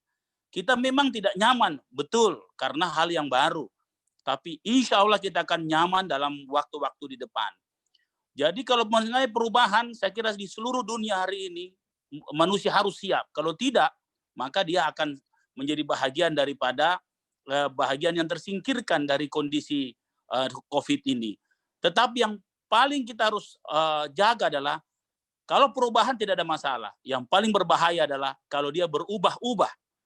Maka keputusan ini jangan lagi kita ubah-ubah. Kita siap, kita focusing, insya Allah doa, ikhtiar kita semua, dan sebuah kehormatan bagi saya bisa bicara di hadapan senior-senior saya dan seluruh para ahli di tengah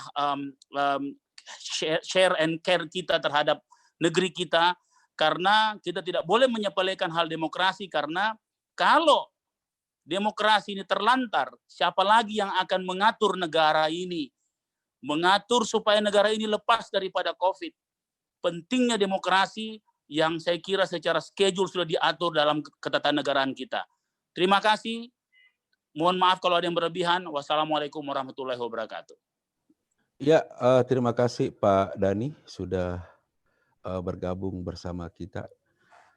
Selanjutnya saya persilakan pakar politik kita, Pak Andi Luhur Priyanto, untuk closing statement-nya, Pak, sekaligus menjawab pertanyaan yang masuk tadi yang perlu ditanggapi. Silakan, Pak Andi. Ya, terima kasih Bapak Ibu, Bapak-bapak yang saya hormati, Pak Pemret. Saya kira ini sudah menjadi keputusan bersama. Tentu ada risiko-risiko dari setiap keputusan itu sebenarnya. Secara teknis tentu kita berharap penyelenggara membuat regulasi yang tidak diskriminatif, jangan hanya berhitung soal efektivitas, soal efisiensi anggaran, tapi juga di soal kebermanfaatan, di soal-soal terutama ini kan ya keselamatan. Kita sekarang berada dalam situasi kerentanan dan ketangguhan yang berbeda. Tidak semua kondisi masyarakat kita itu tangguh, tidak semua berada juga dalam posisi rentan pada saat yang sama. Sehingga ini harusnya menjadi dasar dalam pengambilan keputusan. Daerah-daerah ini punya kondisi yang berbeda, kesiapan penyelenggara, kemudian kapasitas penyelenggara juga harus menjadi pertimbangan dalam. Tapi apapun yang terjadi, saya kira bisa dipastikan kualitas demokrasi kita akan menurun jauh kalau dilakukan dalam situasi seperti ini. Ya, kita harus terus melangkah, saya setuju. Tapi pada saat yang sama, jangan sampai potensi moral hazard semakin dimunculkan. Potensi untuk mengambil kesempatan dalam kesempitan, baik oleh penyelenggara, oleh kontestan, oleh para pihak yang memanfaatkan situasi ini untuk ya kepentingan elektoral kelompok maupun golongannya. Saya kira hanya itu. Terima kasih. Mohon maaf kalau ada yang kurang dan berlebih. Saya kembalikan.